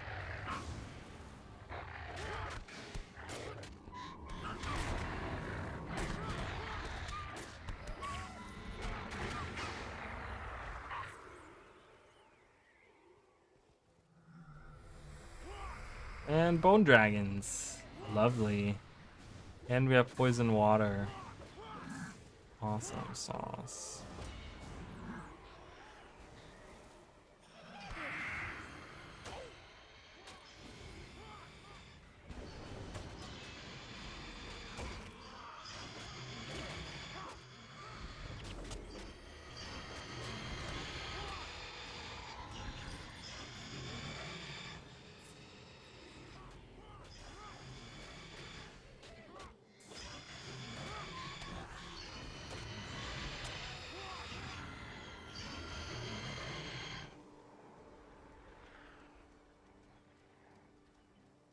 There's the bone dragon boss called Bone Dragon. Oh, nice. Oh, very, very nice. Get him, Dodo. Do it. Oh my god, he died. That stupid poison.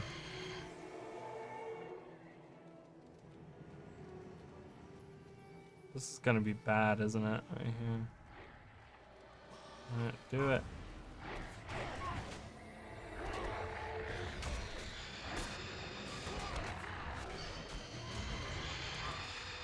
Uh-oh. Uh-oh. I can revive him. Resurrection Signet, go!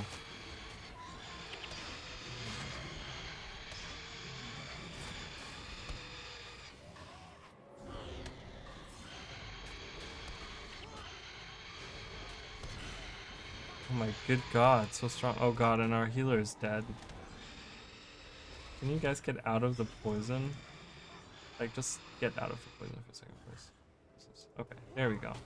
Make it easier on the healer, okay? Did it! Yay! Not before dying, though. Hey, hi, how are you, Lorkeen? Welcome in, welcome in.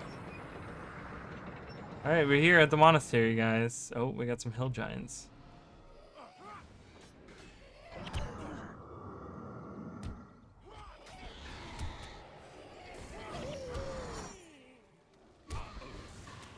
Aww. Peck their eyes out. Do it.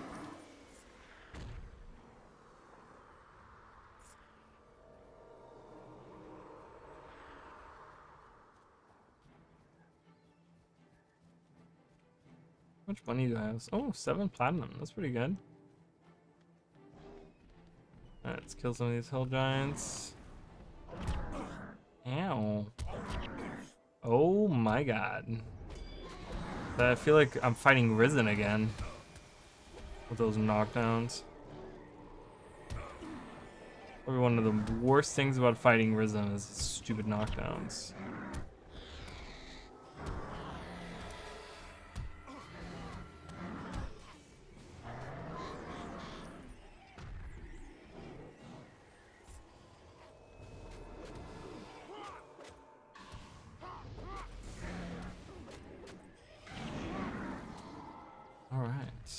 Gargantuan jawbone. There we go.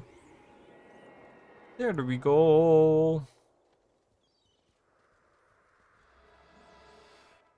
No, I'm just doing a beast mastery build. So I'm kind of depending on my pet.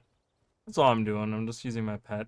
Alright, here's Vizier Kilbron at the old monastery. He already has the scepter in hand, which is really weird. There's 2 scepters, guys. Oh my god. This is where I need to bring the spirit. I remember now. This is where I need to bring him. He says bring me to the Vizier, but that's not really what he means. A sight for sore eyes. One of the greatest treasures of my now ruined home. But while being reunited with the Scepter of Ore should be a cause for celebration, the events of today have saddened my heart. There is a traitor in your midst. One of the Shining Blade's own inner council. We already knew that. What? Who? I believe you know him by the name Marcus. He masquerades as your friend and confidant, but he is instead a white-mantled infiltrator. Ah, so he's the reason the Mantle knew about the Henge of Den Ravi. Yes, and he has sold you out again. There are white mantle all over this island. They come now for the scepter as we speak. We must get to the dock and warn Avenia. I'm afraid our tale grows darker still. The mantle have already stormed our ship. It lies broken at the bottom of the harbor. Our friend Avenia has already been taken prisoner. Avenia's been taken? That also means we're trapped here. That boat was our only way off Sanctum K. Do not lose hope yet, my friend. I can summon from the deep a ship that can carry us from this place. Make for the beach. Meet me at the dock and I will perform the necessary ritual. There must be half of the White Mantle army between us and the beach. Then you will need some help. Do not fear the walking dead. Through the scepter they obey my commands. Fire Emblem's really annoying. He's just like right in the middle. Look at these guys. We haven't much time. They're friends now. Alright, and again we get auto-walked. What does he say? The Scepter of War, many thanks. And they kind of just drop us off right there. I don't know why. You have taken tremendous risks to deliver this artifact. Now it shall return the favor. Alright, let's follow these phantoms and ghouls. These ghouls and goblins.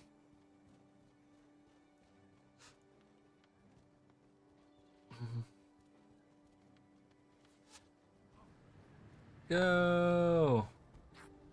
Wow, they're killing the undead really quickly. Holy shit. These guys did absolutely zero.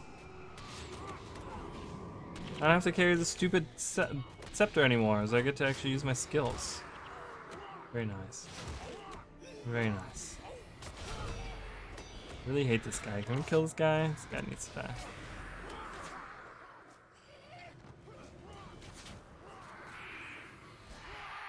We have a boss out here. Oh, we have a healer boss. That's okay. We'll fuck him up. Fuck him up. Do it.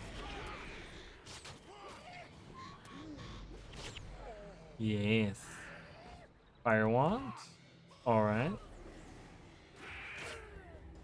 Savants. Rubes. Is the ghost still with me? Did he die? What happened to him? Wait a minute. I wanted to do the bonus, but he might have died. I don't know. Oh, look, there's a little frog guy. I didn't even see him. You see him? Hey, Mr. Frog.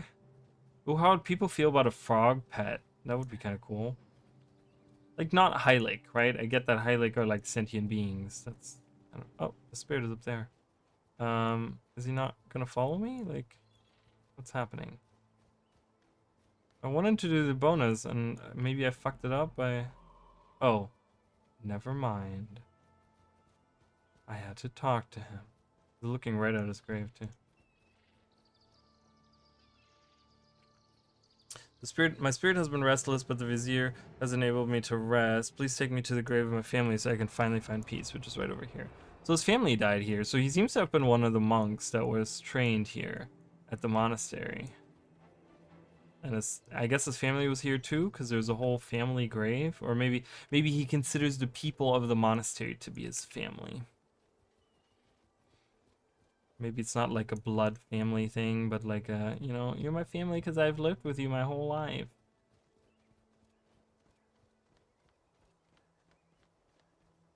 Do. Still want to see those structures. I want to see if we can get up here. I think through here we can get up there and we can look across. I want to see those weird structures. I want to see what those are about.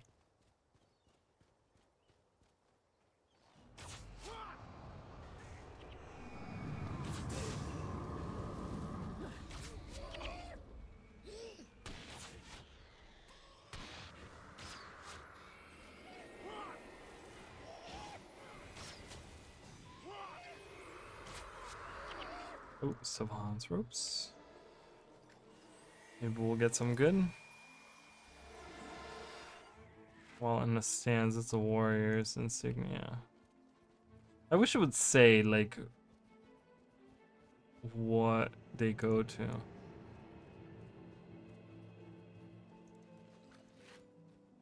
I don't want that. Rune of Attunement. I might need that, I don't know. Well, someone lived out here. There's definitely a little farming village out here. There are far too many white mantle here for this to be a coincidence. I'm gonna go this way.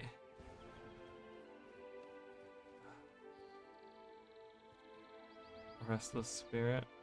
Come on, little guy, hurry up. Yeah, there they are, those structures. What are those structures? What the hell is that? I've never paid attention to it, but I've never seen those before. Now we're getting a closer look at them.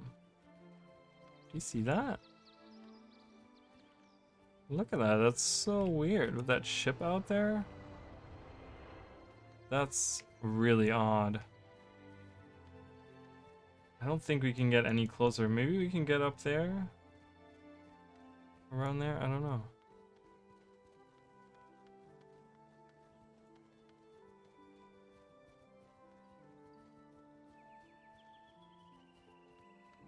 I'm gonna have to research that afterwards and see what that's all about.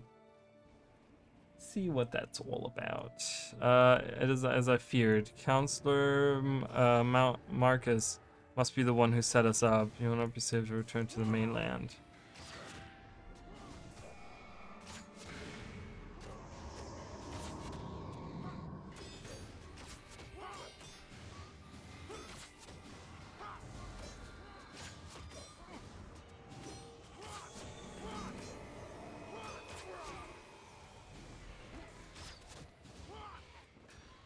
Go, do it!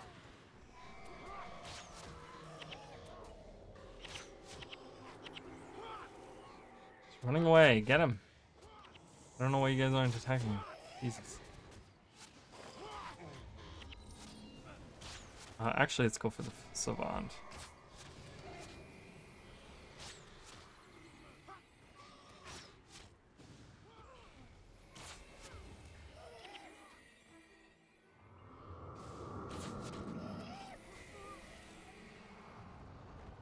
I don't think we can get a closer look at that. No. Not from this side. Perhaps from that side down here? It looks like we could perhaps go to get there, but... There's one of those watchtowers out there too. That's really strange, it's like on the southern part there.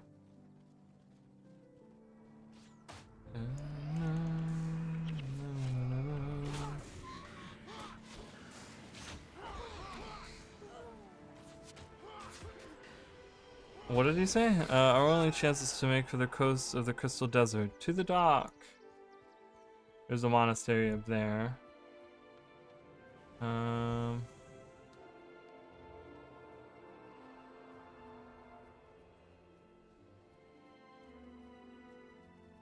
wonder how far inland we can go.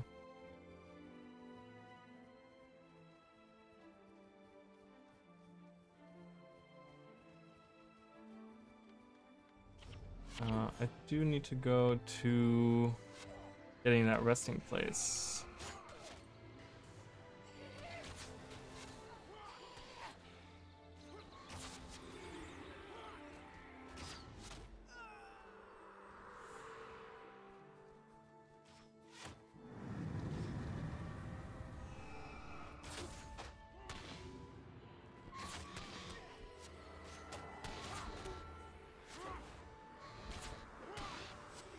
They're attacking Vizia Kilbron. They're gonna kill him if I don't.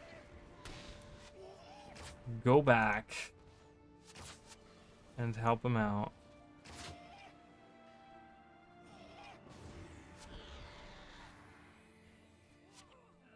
I want to get that spirit up there though. I don't know how to do that. Can I do that at the end?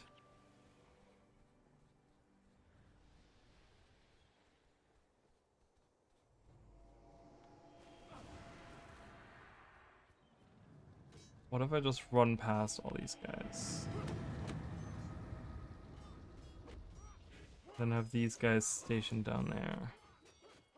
You hold them off. Oh, where's that spirit? Oh, he's stuck. Body blocked. Great, and the Vizier is probably gonna die in a second. Just, good god, this is so annoying. I'm gonna summon another Fire Imp. Oh, the Vizier's gonna die, great. I was just trying to do the bonus mission and now I'm gonna lose. God damn it.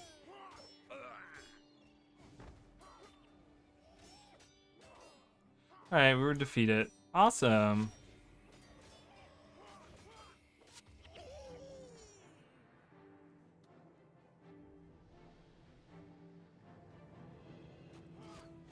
Give me some beaches.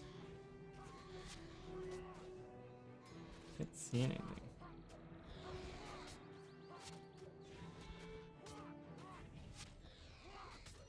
I love how the ship is like up. Now they're attacking my dodo? Great. Super annoying, but there's the tower. I really wanted to see those buildings again, but yeah, I guess, whatever. Doesn't matter. I guess I'm not doing that.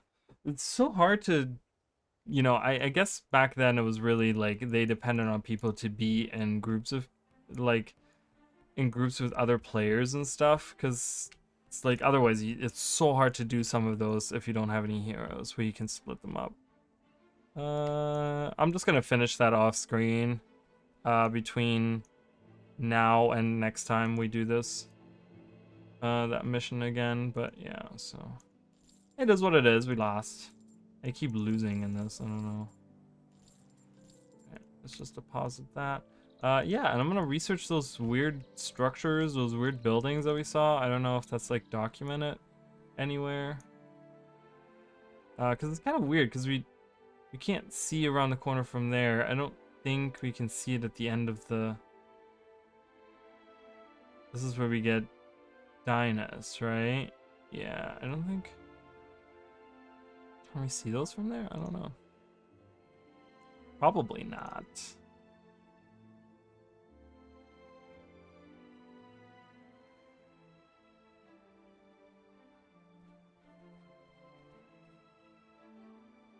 New weapons, mounts, rates. Raleigh, give me some beaches. Oh, that's what you're saying. That I want beaches. Yeah, I mean, like, for real. Like, I don't know. That's just kind of...